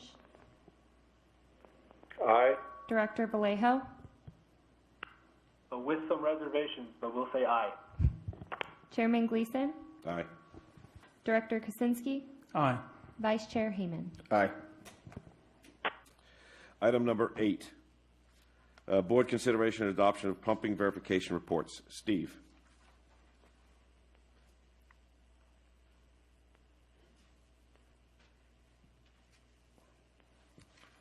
Steve Johnson, are you there? I was talking with my mic off. Okay, I'm back on. Thank you, Mick. Thank you. Hi, everybody. Yes, I am on. The next two agenda items, both looking for board adoption or board action on. There are staff reports, written staff reports as part of the board packet in my office. Jeff is on the line, too. He's actually one office over from me, but he's on the line, too. And Jeff, with the staff and working with legal counsel, has worked on both of these staff reports. So I think we'll go to Jeff to do a brief description of what the staff report says, and then we'll open it to board questions, and we're looking for a board of approval or board adoption of the staff report on both the next two items. So Jeff, if you would. Yeah. Good afternoon, everybody. This is Jeff Helsley with Stetson. Your board passed a water meter ordinance back in January that required. Oh, sorry. This is verification. Pumping verification. I'm looking right at it. Sorry. The GSP had included a pumping verification process so we could verify who had pumped during a base period of 2010 to 2014 as we look forward at transient pool issues. We sent out a questionnaire to all the non-de minimis pumpers that we were aware of in January, the end of January, and asked for responses by March 1. We went through all of those responses we got with data and tried to do some cross-checks with other available data, sent out preliminary findings to everybody, back to everybody who had responded to us by responding to the questionnaire. We sent that out, in June. We got additional comments in, have since then looked at those, and for the most part they were small comments, made whatever revisions we needed there, and revised it, and have the final pumping verification report in front of you. That includes some summary tables and the upfront part of the report. So we have a report available for the board to consider for adoption.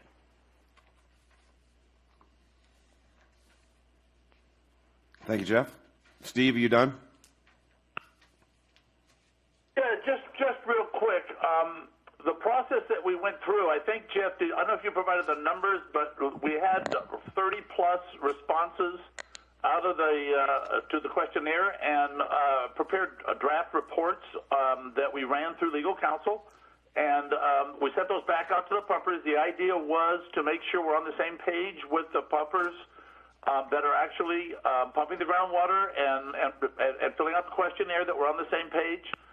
Did a reasonable amount of verification. We did not go out to the sites. This is a verification. These were submitted, I believe, under penalty of perjury. So we did a verification, making sure that, one, it made sense. Two, the water use correlated with the land use they described, and that the data made sense. And then we prepared a report around that. I'm getting feedback. Hold on. I'm getting feedback. Anyway, so then we sent them back out. We got comments back.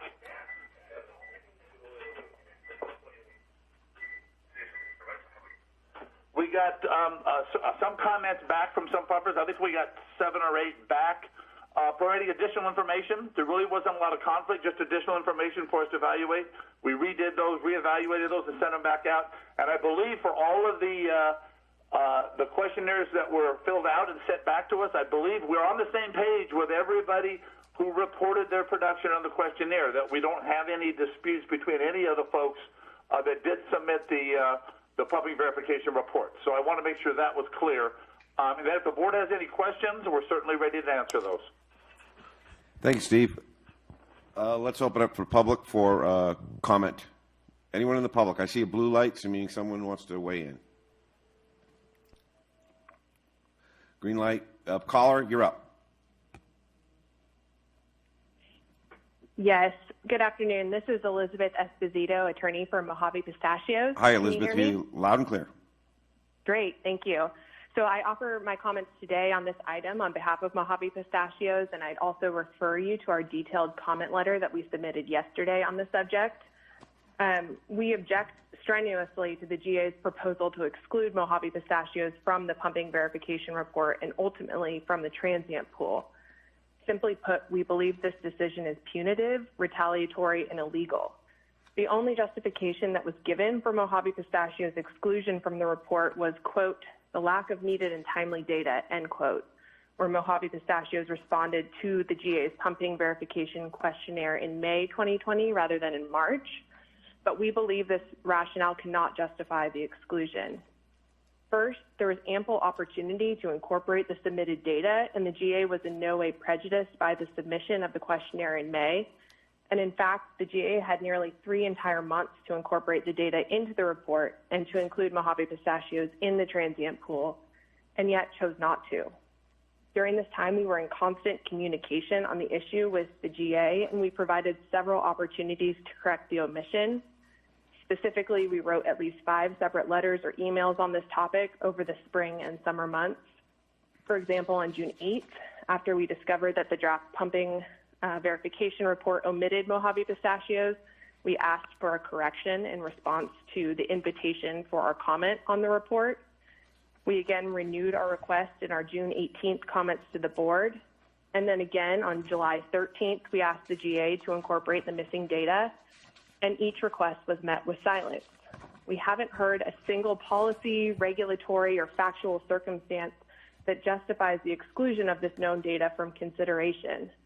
And we believe that the failure to account for known actual water use after nearly 3 months and multiple communications is inexcusable. Clearly, we believe the omission is punitive. We think it amounts to the taking of a property entitlement without due process of the law and the exaction of a multi-million-dollar penalty without adequate notice, given that the omission from the pumping verification report is foundational to Mojave Pistachios' exclusion from the transient pool. Additionally, the refusal to incorporate the information submitted by Mojave Pistachios in response to the June request for comments on the draft report is arbitrary, we believe, given that new information from other pumpers was accepted and incorporated into the report, and rightfully so. We believe and have always advanced that the best available and most accurate information should always be set forth in the documents made available to the public. We've heard Mr. Johnson say that the GA doesn't contend that the information submitted by Mojave Pistachios is incorrect. Rather, Mojave Pistachios was illegally singled out for disparate treatment, and we therefore asked the GA to reject the pumping verification report as currently drafted and to rectify the omission of Mojave Pistachios data from the report. Since the report is foundational to the transient pool, we also ask that the board continue tomorrow's item on the adoption of the transient pool and fallowing report until this very serious omission can be fixed. Thank you so much. Elizabeth, I'm sorry. Could you please read your last statement again, which was your ask? Read it again, please. Sure. In short, two things. We ask that you add Mojave Pistachios to the pumping verification report.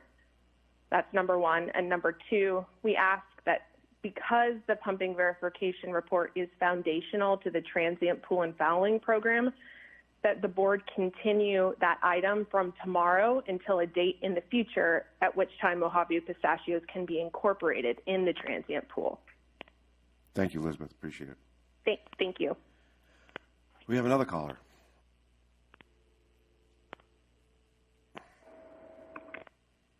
Caller, you're up. Go ahead.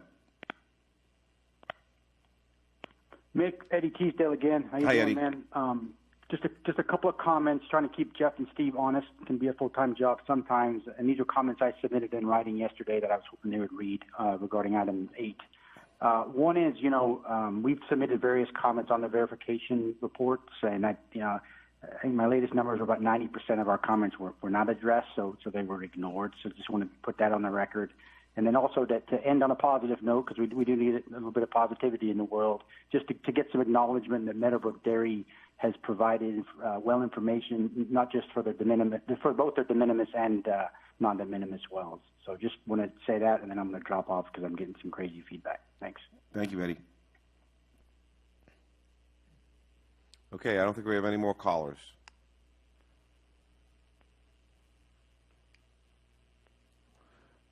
How are we doing? No more callers?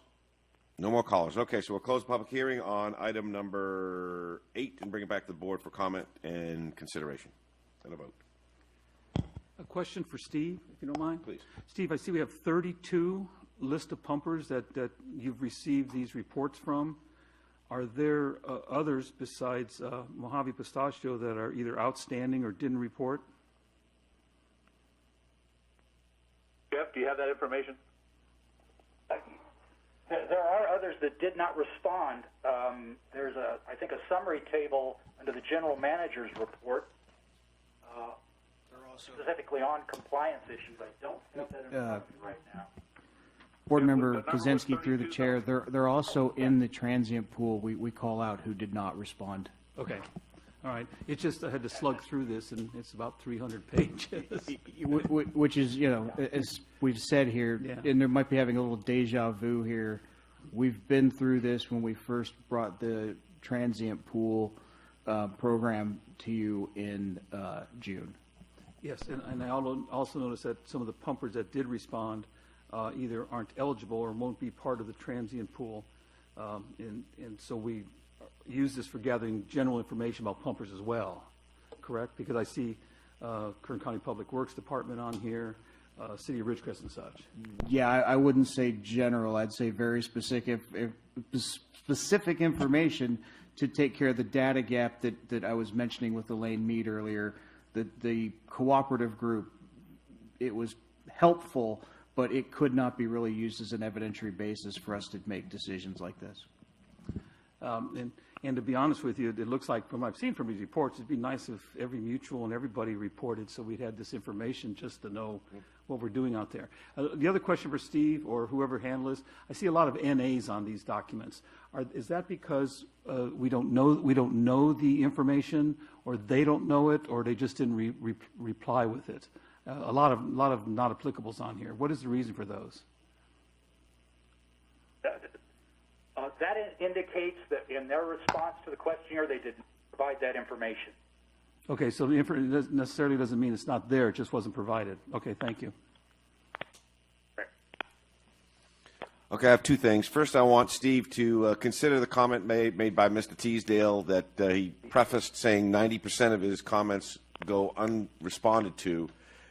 Would you please look at that, and it's unsat if that's true, and if it's not true, please correct the issue. I want to make sure that we are actively engaged with our constituents. Phil, Mr. Hall. I've noted that, Mick. Thank you. Appreciate it. Mr. Hall, could you please make sense out of this? I think the public has some, is confused by this. I know that I am. Everybody's confused by it. Well, not everybody.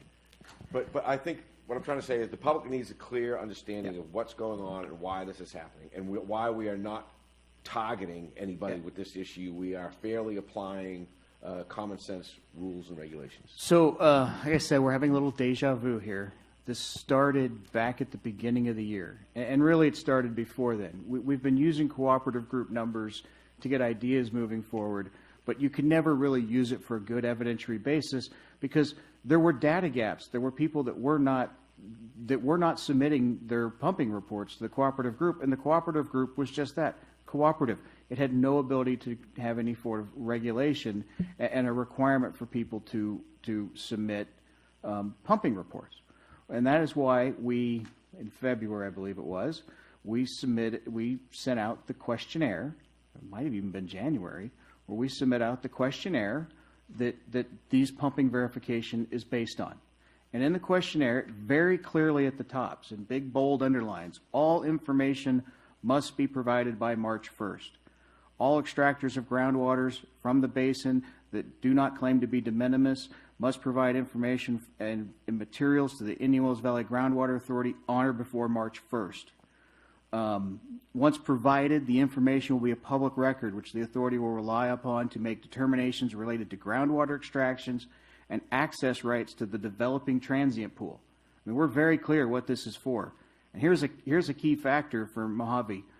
A party's failure, especially a willful failure, to timely provide this information could significantly impact that party's ability to access the basin's groundwater and the developing transient pool.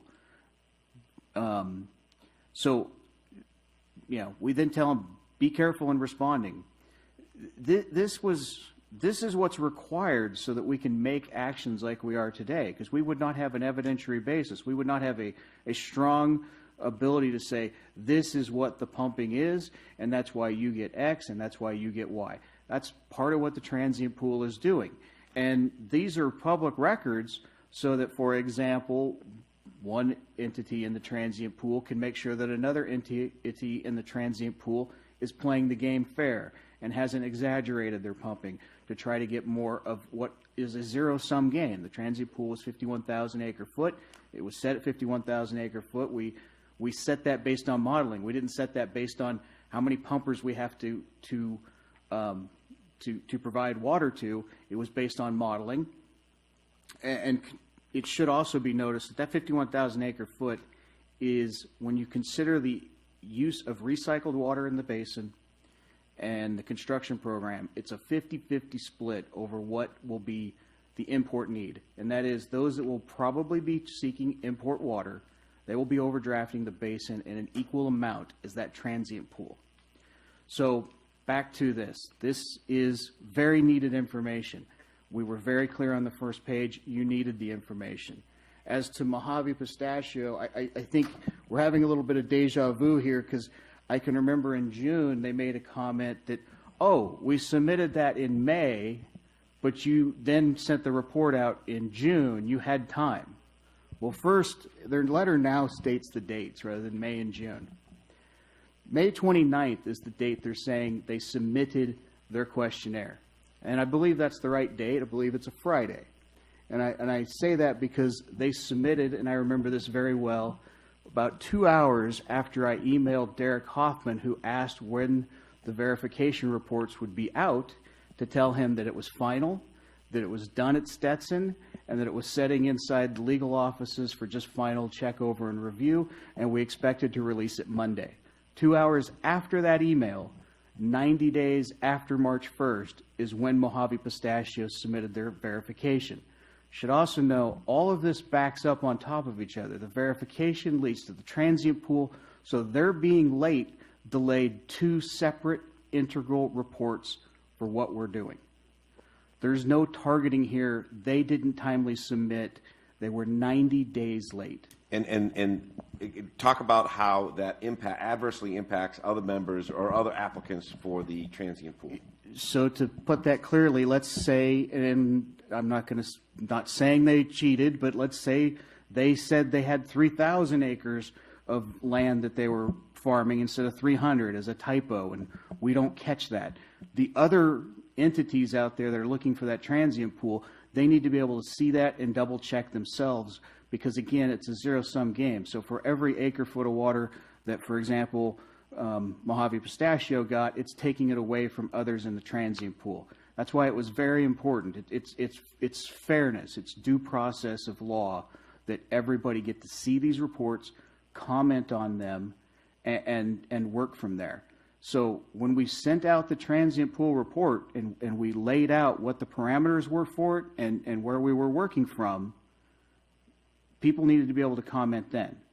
Now, as I've said, this is deja vu. Mojave Pistachio knew June.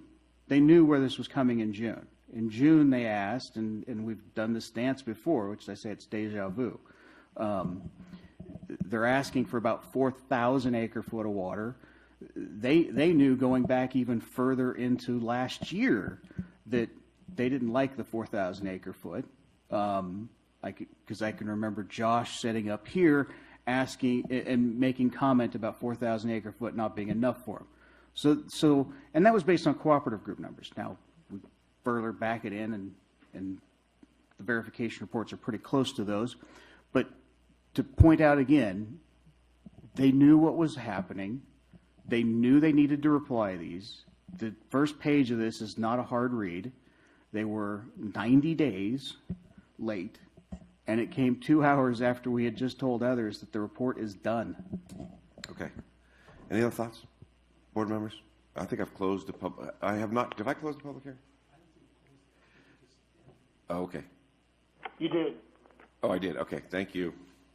Okay, other board member thoughts and motions or not motions or whatever you want to do.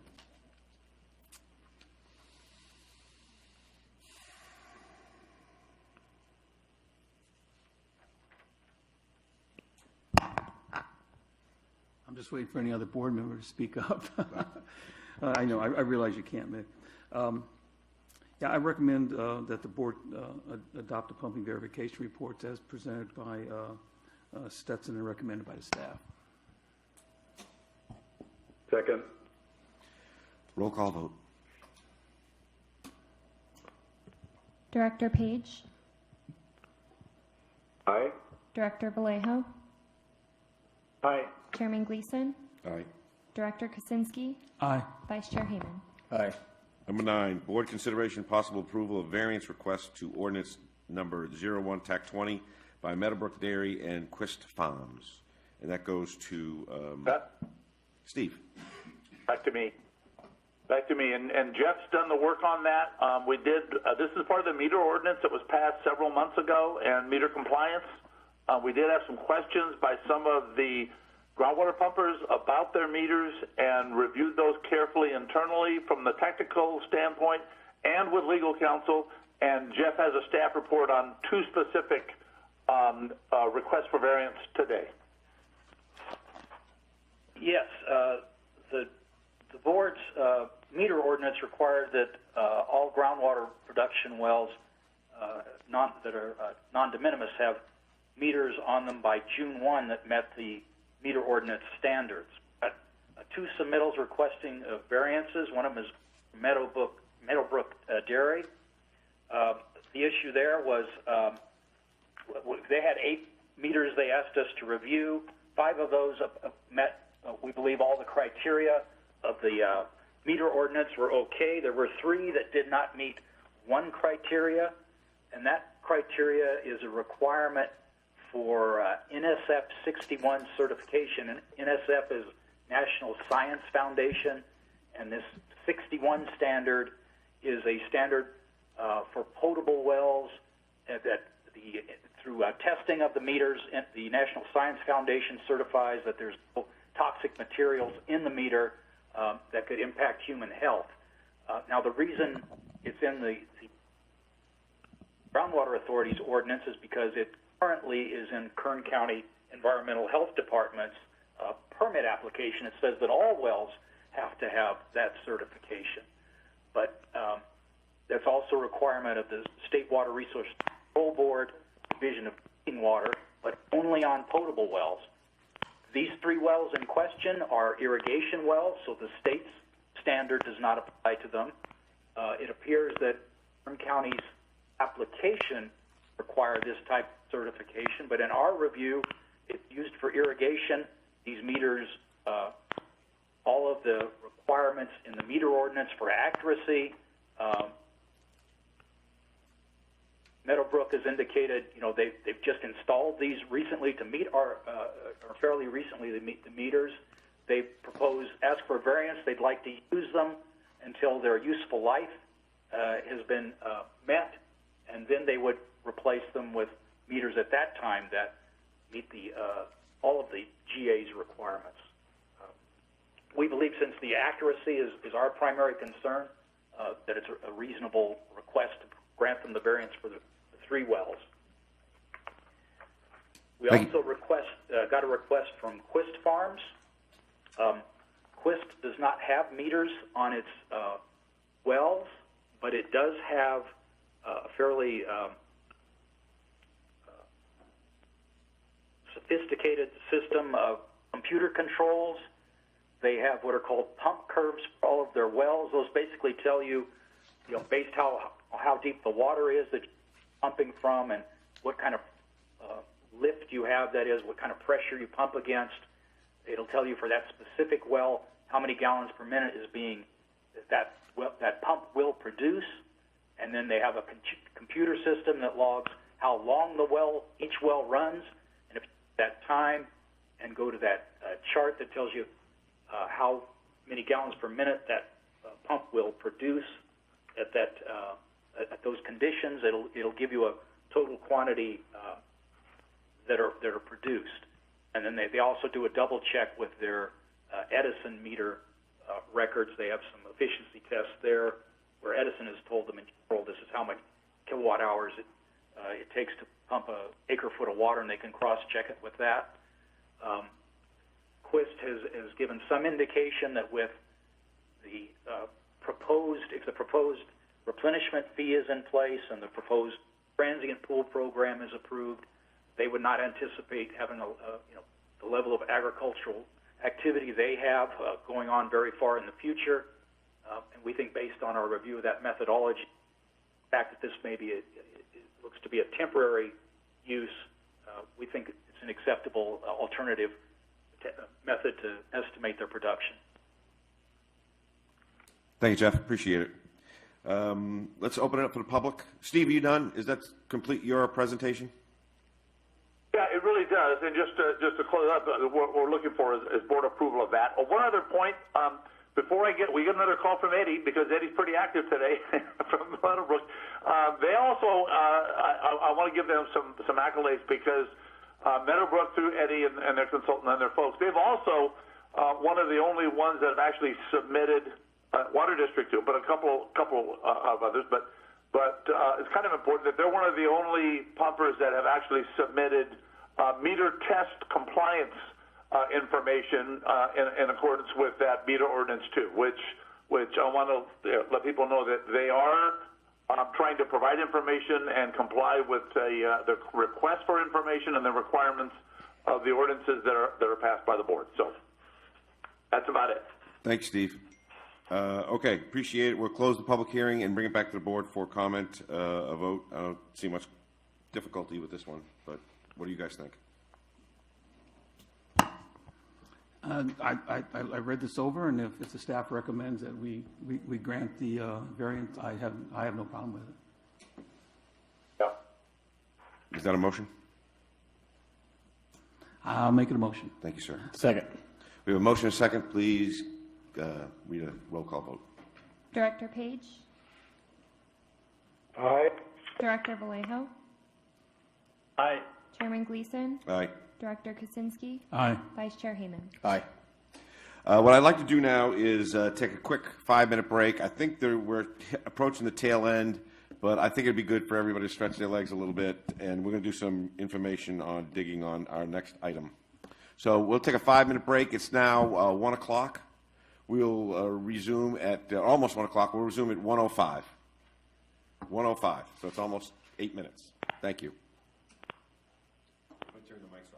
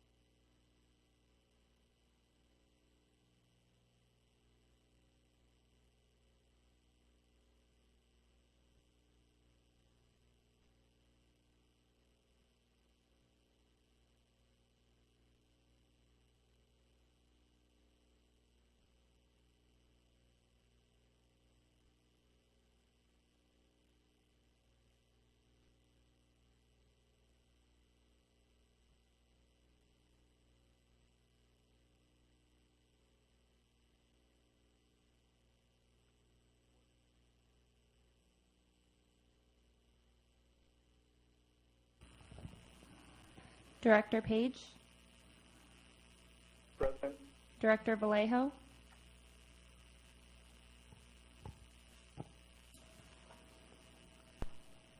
Keep going. Chairman Gleason, Here. Director Kaczynski, Here. Vice Chair Heeman. Here.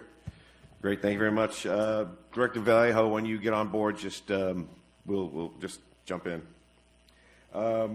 We are going to resume the board meeting, and we're going to continue items 10, and we're going to move to item 11, which is a public hearing for Pearsonville Park and failure to report and pay groundwater extraction fees.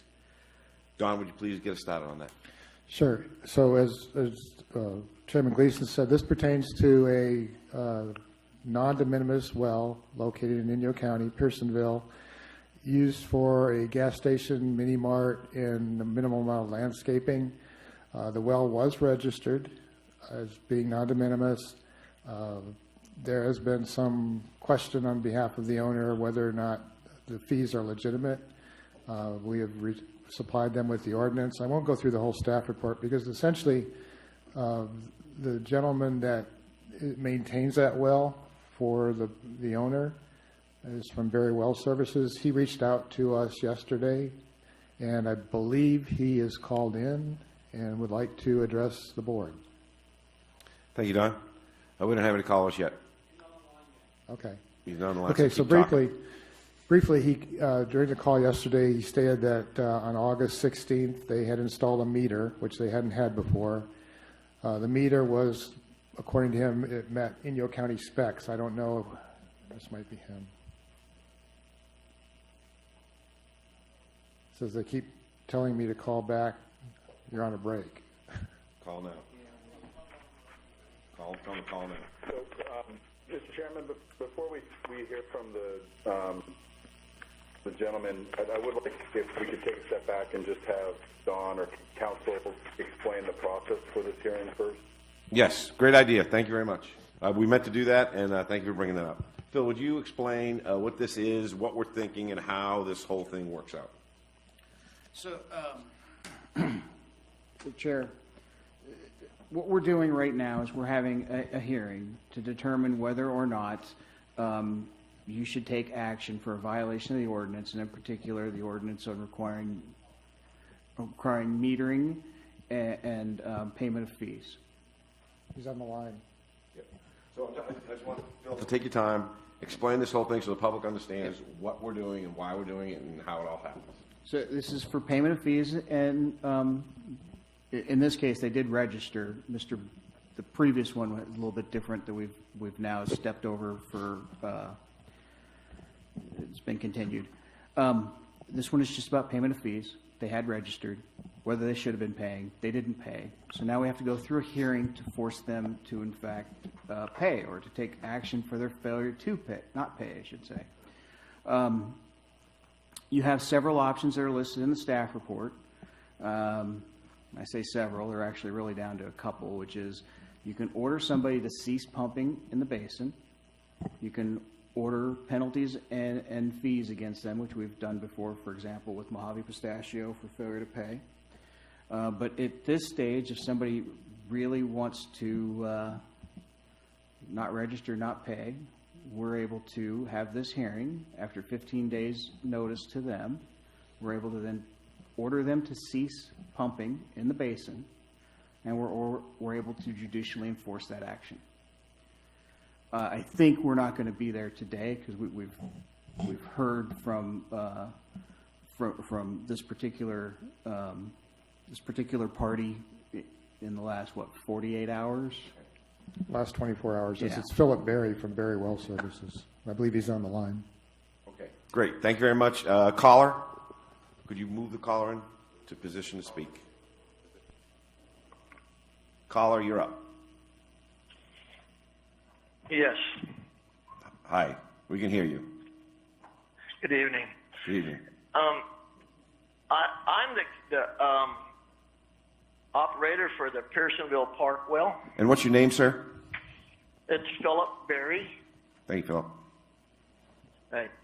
And I understand that we're behind on some fees and stuff, but I was just able to get Inyo County to agree to a water meter for me to put on so I could start doing the water meter readings. So I need to work with you guys and get this figured out and get it squared up where we're on a good level. Thank you, sir. Appreciate it. So my recommendation would be, since they reached out to us, that Mr. Berry and I work together to determine what their fee payments would be going back to September 2018. It may be a little bit of a challenge because they did not have a meter, but I think the Water District has a customer that has a similar type of operation, minus perhaps the landscaping, that we can use as a basis to give them an estimate, and then do an estimate of their landscaping, which I understand from Mr. Berry is pretty minimal. There's trees have been removed, turf has been removed, so just maybe a few trees, and which he says they water once a week for 15 minutes, so we can make an estimate. But I would ask that the board allow us to work together over the next 30 days or whatever to come up with an amount. And that amount, as I made clear to Mr. Berry, I sent him a copy of the ordinance that would include the interest and the penalty, which was 10% of the balance. Correct. Thank you, sir. Mr. Berry, did you have more comments?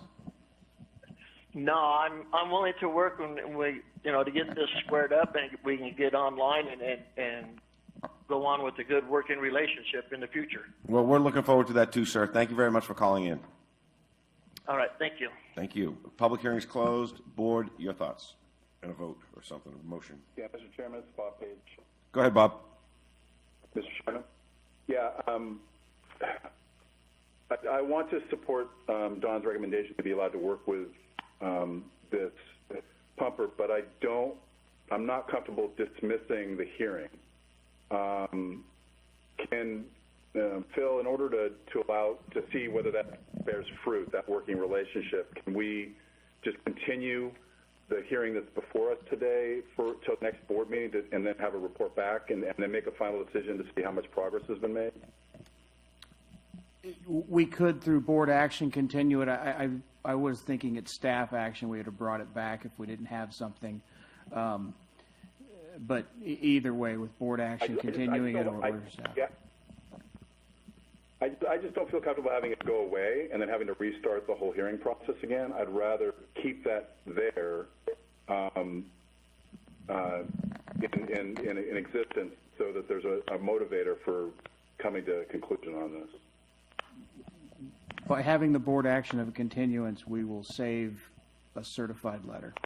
Okay, I think that's well. We'd also satisfy Mr. Page, who has some valid concerns, which is more important to me. So I'm looking for a staff's recommendation. Then is to do what? I will work with Mr. Berry to come up with a balance that they owe, which will include the interest and the penalty, and I'll run that by them. But again, I'll use the basis of a water district customer. That's the best information we have, and we'll try and make it fair and equitable. The technical issue, though, is do we want to continue rather than just dismiss it and have you work with them? The issue is let's continue this issue, bring it back next week so we can. I think that's what Mr. Page's concern is. A little more formal in the approach. For that action, I would defer to legal and to the board. You can do it either way. Let's do it. It would really just be a certified letter, but I do agree with Director Page. It's pretty good reason to just continue it through the board right now. Do we need a motion to continue, or can we just decide? Motion. So my recommendation, Chair, would be that the board continue this hearing to next month, and we provide direction to staff to continue working with the pumper to resolve this issue. Sounds like a motion. Okay. And I would expect. I'm sorry. Could we end the public hearing? That phone needs to be off. Okay. I was just going to say, I would expect that we would have a staff report that would indicate what the fee payment is, and we could have resolution within by the next month, by the next meeting. I like what Bob is saying because this is our first one, and I want to set the tone. I want to set the precedent, and I think he's right. We need to be a little more rigid in our processes to understand that we have a set way to go and how to manage. So we have a motion from Mr. Page, I believe. Sounds like it, yeah. Do we have a second? I'll second it. We have a motion and a second. Roll call vote. Director Page? Aye. Director Vallejo? Aye. Chairman Gleason? Aye. Director Kaczynski, Aye. Vice Chair Hayman. Aye. Item number 12, Water Resources Manager Report. Steve. Thank you, Mr. Chairman. I am on, yes. As for Gary and April, I do have some PowerPoints. We can put one up, the first one up, which is Prop 1 status and schedule. Real quick before I do that, though, because it'll take a second, I wanted to mention, Chairman Gleason, that having, this is just from the Water Resources Manager, I guess, having the State Board and DWR representatives there today, I thought was very, very helpful. I was actually a little nervous about it, but I thought they did a very, very good job, especially State Board. Natalie, when she talked about what the consequences may be if we don't proceed and we don't move forward as a groundwater sustainability organization authority on our GSP. I thought that was very, very helpful. I want to emphasize that she did mention, and some very, very good questions were asked of her about the issue of the state's involvement, including demand management, and make sure everybody's aware what demand management means. As far out as we are on overdraft in this basin, if we are way out of whack on overdraft in this basin, demand management really means severe water restrictions, conservation, probably rationing.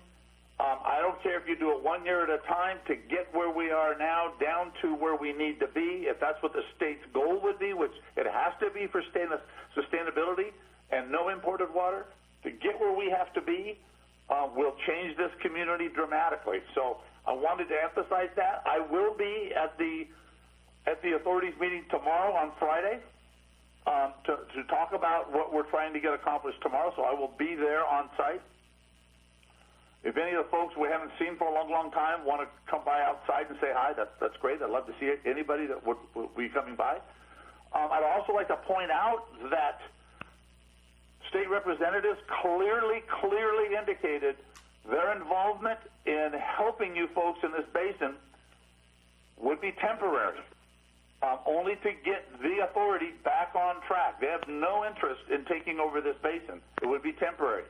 They would also charge for their services.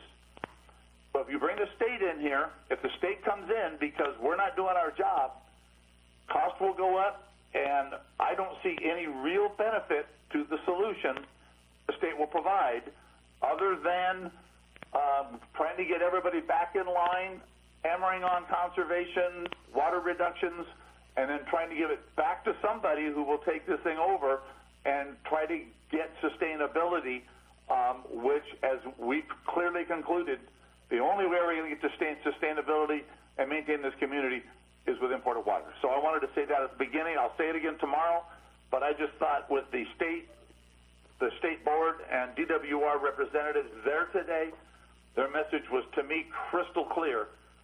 We have a big job to do here, and I think we're on track to do it. The management you have working on it right now is trying very hard to do that job. So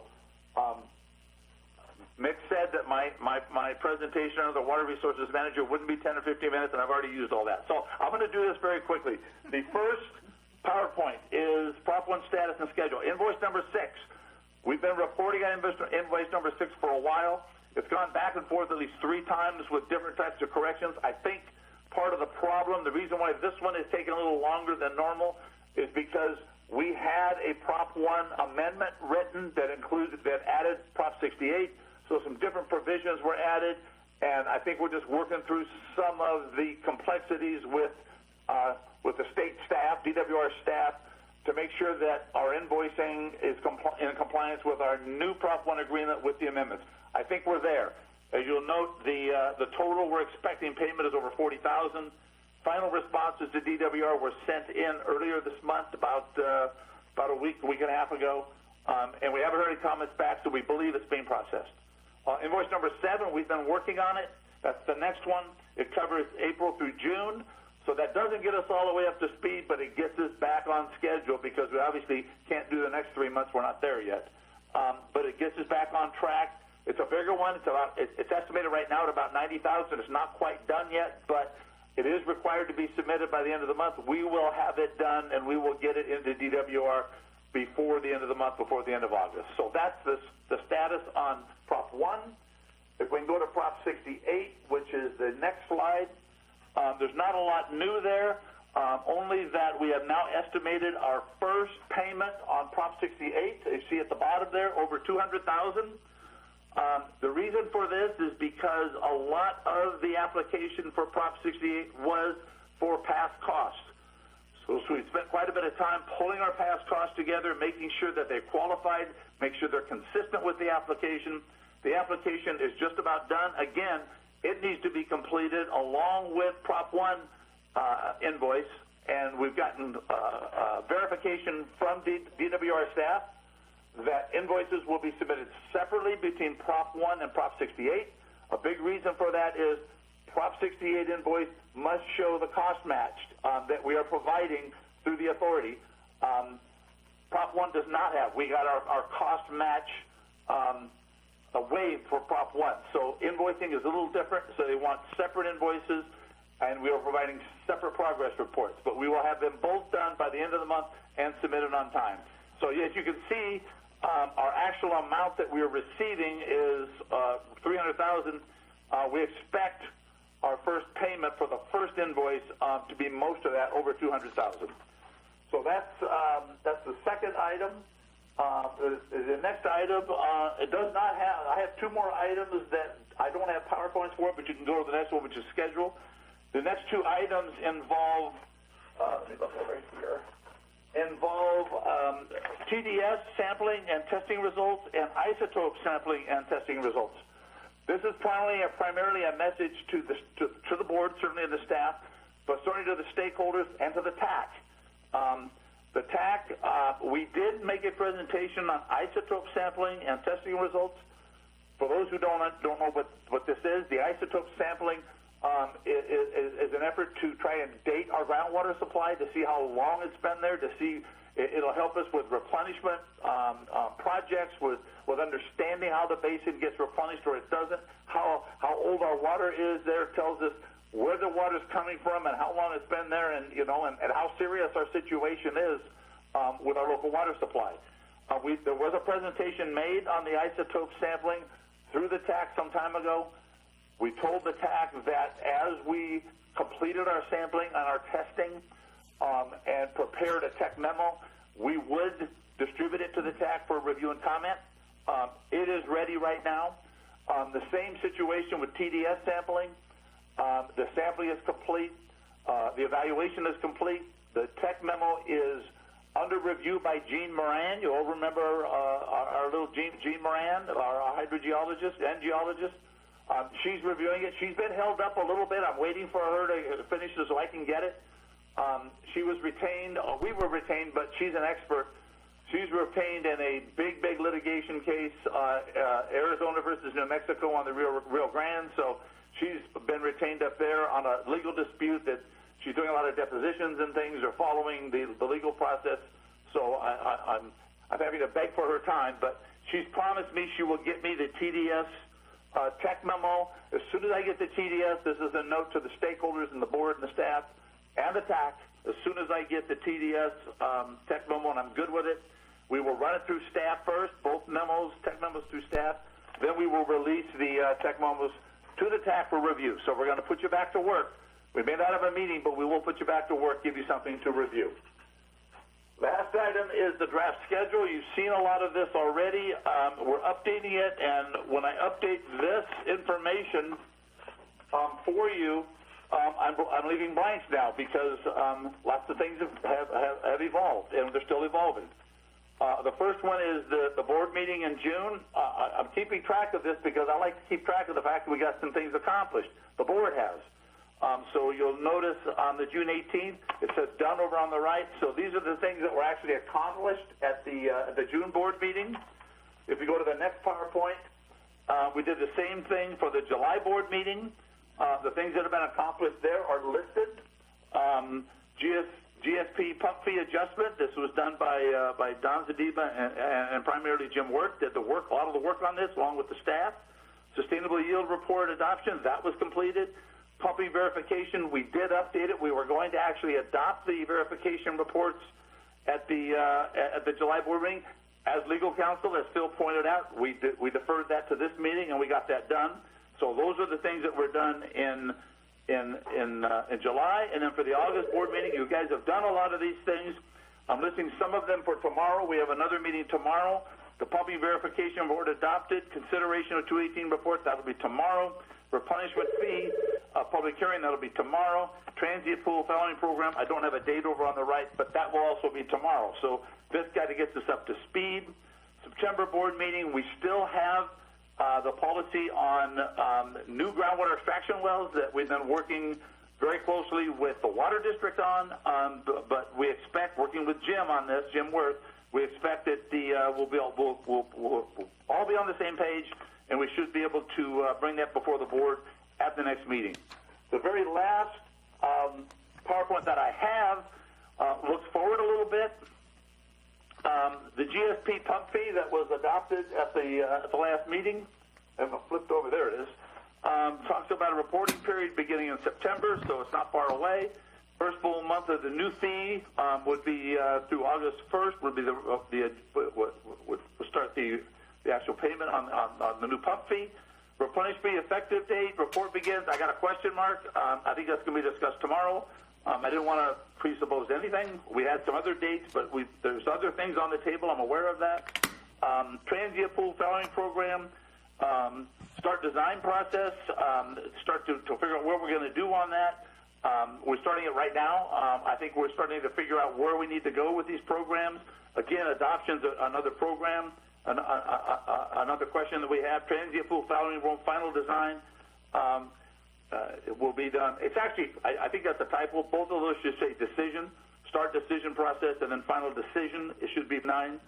And then obviously at the bottom we need to coordinate with the replenish fee effective date, whatever's done with the transient pool and the fallowing program.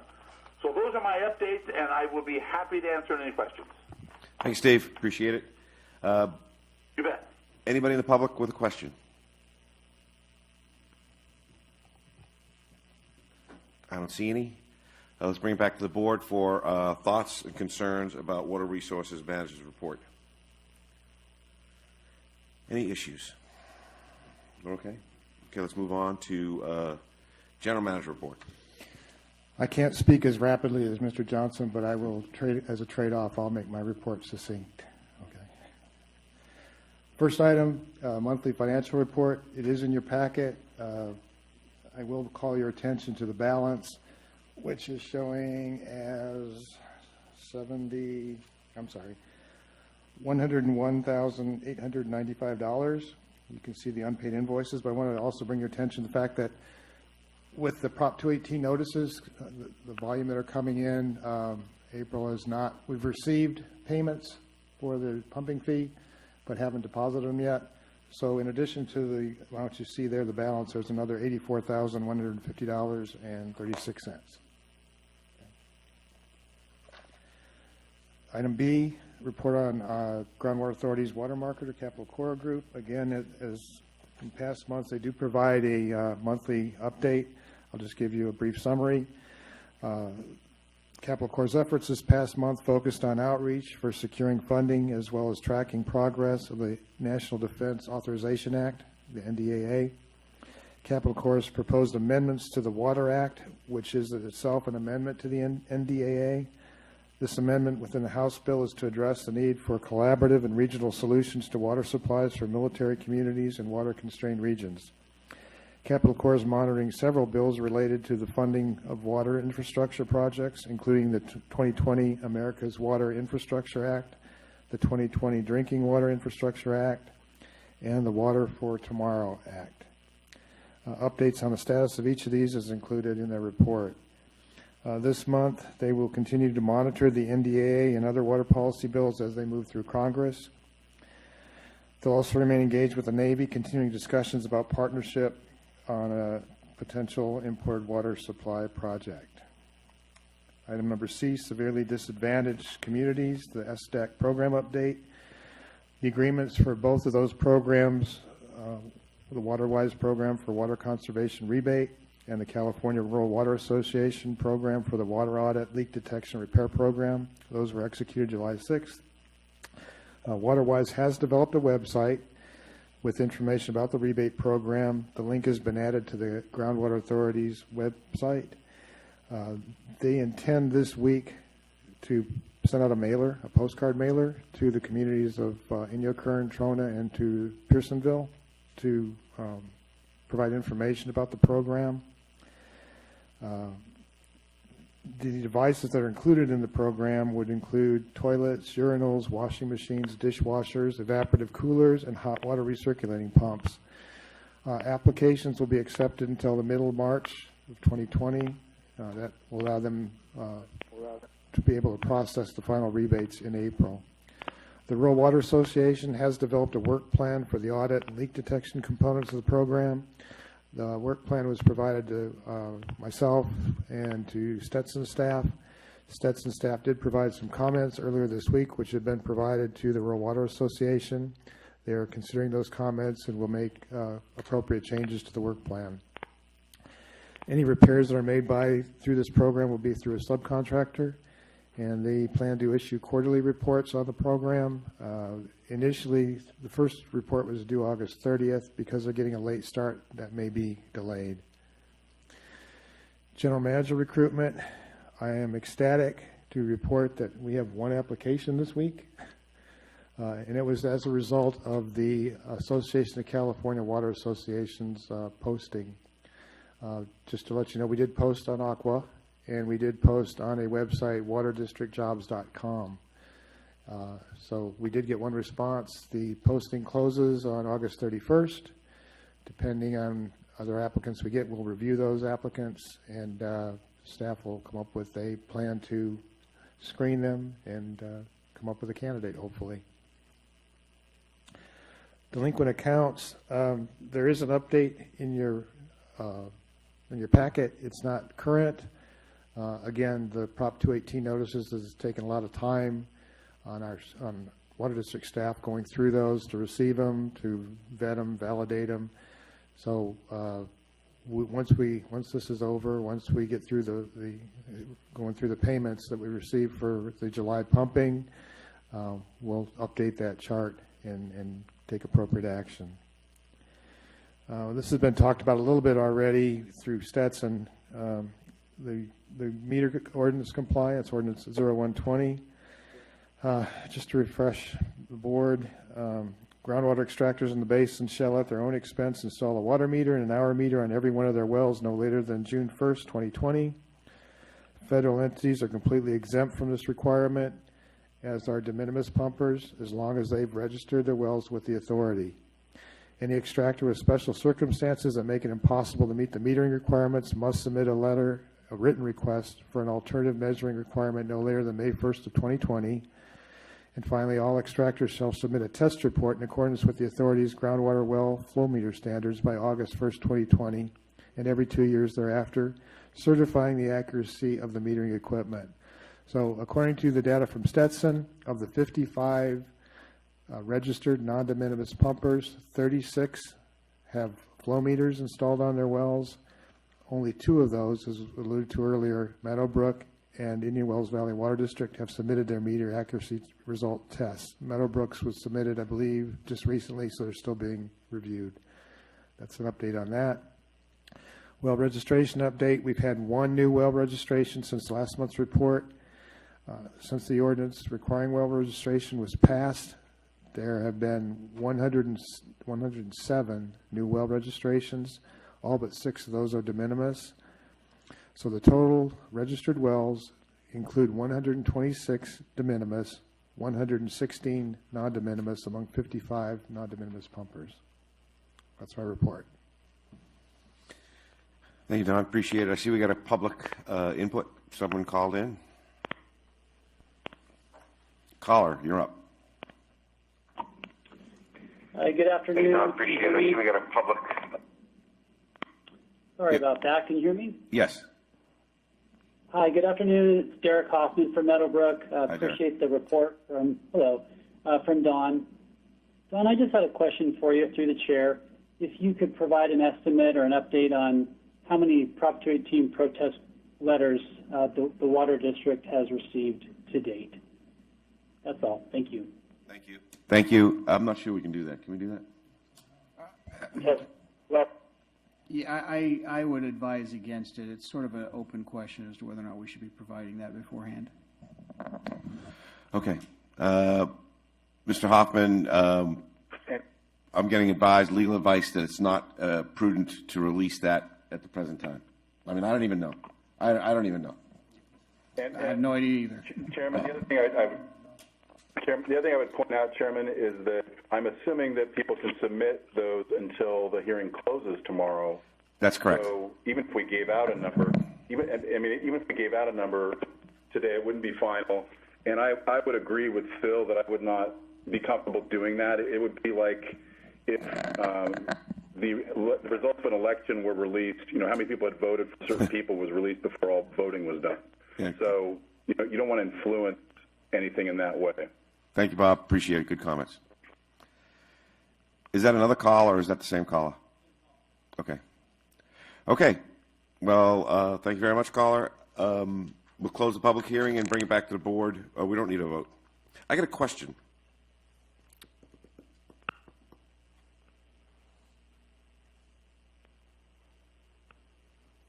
I don't.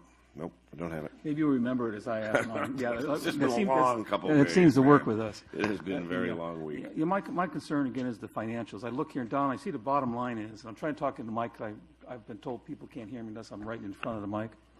The report shows a balance of $101,000, and you say that is short. I mean, we haven't recorded the $84,000 to it yet? That's correct. Okay. Because obviously this concerns me. We're sitting here with $635,000 worth of outstanding invoicing, with roughly $200,000 there. And I'm very concerned, and this goes back to, we adopted the new pumping fee to pay for anything that was post or pre-GSP, developing the GSP, and we're beginning to incur a lot of expenses that are post GSP. And I know we're relying on the grants that are coming in and how those are divided up and such, but it concerns me a lot that we haven't further down the road started looking at administration costs. And I just want to put that in everyone's mind. I think it's a concern that I have, because I do realize that as we progress through this, that when you do have money allocated from certain fees for certain projects, you can put the time to that. But there's a lot of things that occur here with this GA. Everything, I just noticed too that there may be an additional cost from our auditor because of the amount of auditing that's going to be taking place. I don't know if that's in here yet. So all those kind of costs that incur that really aren't project related, I don't know how we're going to pay for them. And so I want to be assured that we haven't dropped the whole idea of administration costs, because I believe it's needed, and that's the only comment I have. I know we got to pay our bills. I know the money we have coming in. I see it here. And I know we talk about this every single month, but it's something that we need to reconsider, because I think that we're going to have continuous costs, everything from copying to clerk to a new general manager possibly. And we're just setting up these meetings and paying the insurances and the auditing costs and all the other things involved with it. We don't really have a source of income from that. Thank you. Mr. Hall, could you comment on the replenishment fee and its impact on those comments that Mr. Kaczynski just spoke about? Sure. And this goes back to a bigger picture with what we've heard and comments about from Josh earlier today about where things go. Fee law in California is very specific, and it's very definite in setting up that you have to, for an agency like this, work on cost centers. You have to charge for the costs and make sure you're only paying for those costs. So let's just take a general manager, for example. If you have a general manager here, some of his work is going to be in the import work, right? And when they're working on the import project, their time and that can be and could be and has to be charged to the import project, really. It might even be better to do it as an attorney level. Your attorneys, as we're moving forward, there's going to be work on the GSP as we're finishing development of it, as we're pushing it through DWR, et cetera. that work comes out of the GSP fee that we've adopted so far. The replenishment fee work, so working on the engineer's report, all of that type of work, responding to questions on the engineering report or any of that, that's properly charged to the replenishment fee. So you have to bifurcate your staff time into those areas and then charge accordingly. Right now, for general administration, today, not saying 6 months, 12 months from now we wouldn't have general administrative costs that could be out there. Right now, your costs are really located to two things. Those that would be covered by the GSP fee that we have now, that starts September 1st, and those covered by the replenishment fee. Let me challenge you on that, because how would we pay for April? Well, it depends on what April's doing. When April's counting majority protests, she's going to the replenishment fee. If April is working on a letter to DWR submitting something for our GSP because we've got a comment, then that goes to the GSP fee. And I mean, this is, well, I was going to say back to when we used to have redevelopment agencies in the state, it was a common practice where you split your time out. I mean, my time at the county of Kern is split between multiple departments. So sometimes when I'm working for the waste department, for example, my billing goes into the waste fees and it's paid for by the waste fees. If another time I'm working for County Service Area 71, my fees are paid for out of current County Service Area 71. Got it. I think there's a growing sense as we mature and get broader and bigger, we're not going to have that clear ability to demark between one and the other. I think it's going to have to be some type of administrative cost that is going to be assessed. That's the only fee, I think, that's out there that's dangling that we haven't clearly articulated to the public. Because I want to make it clear that, at least my feeling is that when we adopted the pumping fee, it was to pay for $1.5 million in shortfall or additional cost that hadn't been paid yet.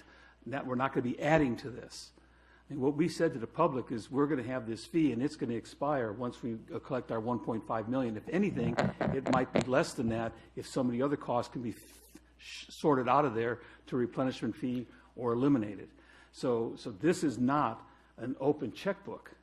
And I don't want to treat it as an open checkbook. So these costs, like you said, April that is doing general administration work, the cost for our auditor, the cost for our liability insurance, I don't know where that's being paid for yet, but I know it's not out of here. At least it shouldn't be. So I agree with you. We have to tackle the problem of administration costs very soon. Thanks. Appreciate it, and I agree. And but it's also when I think that I get all these issues about other fees that are jumping up. I don't see any other fees. I don't see any other fees that are going to impact our program and what we're doing now, other than a general administration fee, which is going to be. I'm certainly not going to use the word trivial, but I'm certainly not going to use the word that it comes even close to something that, I don't know, it's not going to be that noticeable. Yeah, and I want to be clear. I'm not saying that the 105 GSP fee is used for multiple years' worth of administration in the future, but we are still, frankly, in the development phase. We haven't got that through DWR. There are costs associated with it. There's comments for people that are still making comments about the GSP that creates litigation costs. Or legal costs, et cetera. Those are covered in there. And we have to be very careful when we're doing our fees and when we're doing our cost analysis to make sure we're properly charging people. Like I can't do work for CSA 71 and charge it to the waste fund. That doesn't work at the county and it won't work here. Got it. Thank you very much. And being aware of that crystal clear audit, what we're required to do is what we're going to have to do, and we're going to maintain that integrity. And we'll have more discussions about that, I'm sure, as the days roll on. With that said, what I'd like to see is obviously that we created this expenditure and revenue chart that came up with the $1.5 million. I think that with those additional tasks that under what we're arguing is certain things will go under those additional tasks, which haven't been done yet. I would like to make sure that we have a clear-cut, I guess a ledger of that. What are each of these line items and how much is charged to them and when? Because this is what we told the public we were going to spend, and that was it. And I'd hate to go back to and say, by the way, we need more money, so this fee's going to go on longer.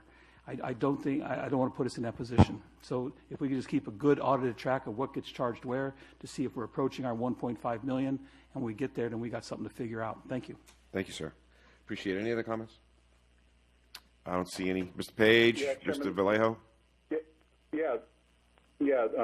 Chairman, this is Bob. I just wanted to make sure I was clear on what Ron was saying. When he's saying the board told the public that we need to have a fee to cover 1.5 million, is he talking about the recent action we took for addressing the shortfall of what the fee didn't generate, or is he talking about when we originally approved the fee? I'm talking about when we changed the $30 pumping fee to $105 to cover the cost that would to produce the plan, the one we did last time. That's the one I'm talking about. Okay. Thank you for that clarification. Thank you for your clarification. Okay, okay, we don't need a vote, right? Okay, let's move on to closing comments. Mr. Chair, this is Yes. John Vallejo. Yes. Thanks, everyone, for continuing to provide comments and input onto this board's actions and decisions. I know it's a very important and kind of critical moment for this agency in trying to reach sustainability for this basin. And with that in mind, you know, similar with issues with the pandemic and fires across the state, we're all in this together, and especially with this board. And I hear things about the water district independently moving to acquire water sources outside of the process undertaken by this agency, and that's concerning to me, because if we're not working together towards these solutions, then what are we really doing? And so I'd like to have a little more transparency with regard to where the water district is coming from and what their intentions are in that regard, to make sure that we're all on the same page moving forward, at least with regard to the need for water, if not with the direction that water will come from at the end of the day. So with that in mind, thanks again, everybody, and have a good time. Thank you, Mr. Vallejo. Any other closing comments? Let's start on the left. Board members. No real close comments. I want to address John. All of our meetings are open. You can watch you can come to the water management meeting, the open meetings and such. We've been discussing this for months now. So I believe we're being as transparent as we can. And with that, I'll have no other comments because I feel we're all going to have a long day tomorrow. So I want to try and close up today. Thank you. Scott. Nothing. I've got nothing. Bob or John? I think John's already done. Bob, you got anything? No additional comments from me. Thank you. Thank you, gentlemen. Looking forward to, ladies. Thank you. Looking forward to tomorrow. Thanks. This meeting is adjourned. This is Commander Benson. Oh. I did have a couple of letters to provide to you guys. Thanks, Commander. Go ahead. Yeah, thank you. So I just wanted to, as everybody knows, we recently had a change of command where Captain Vaughn took over as the installation commanding officer. And as such, I have some updated appointment letters for the different DOD liaisons for the different levels to the PAC, TAC, and of course, the board. So I have those I'd like to provide. I'll give them to April here in an email at the end of the meeting. But it provides myself, Commander Benson, as the Navy's voice to the IWV GA on matters pertaining to groundwater. The authority for the letters comes from the 3201 Joint Ethics Regulation. And so I'm appointed by the Installation Commanding Officer. Then the Installation Commanding Officer is appointed by Commander Navy Region Southwest. So I have those letters, and I will forward those here after the meeting. Thanks.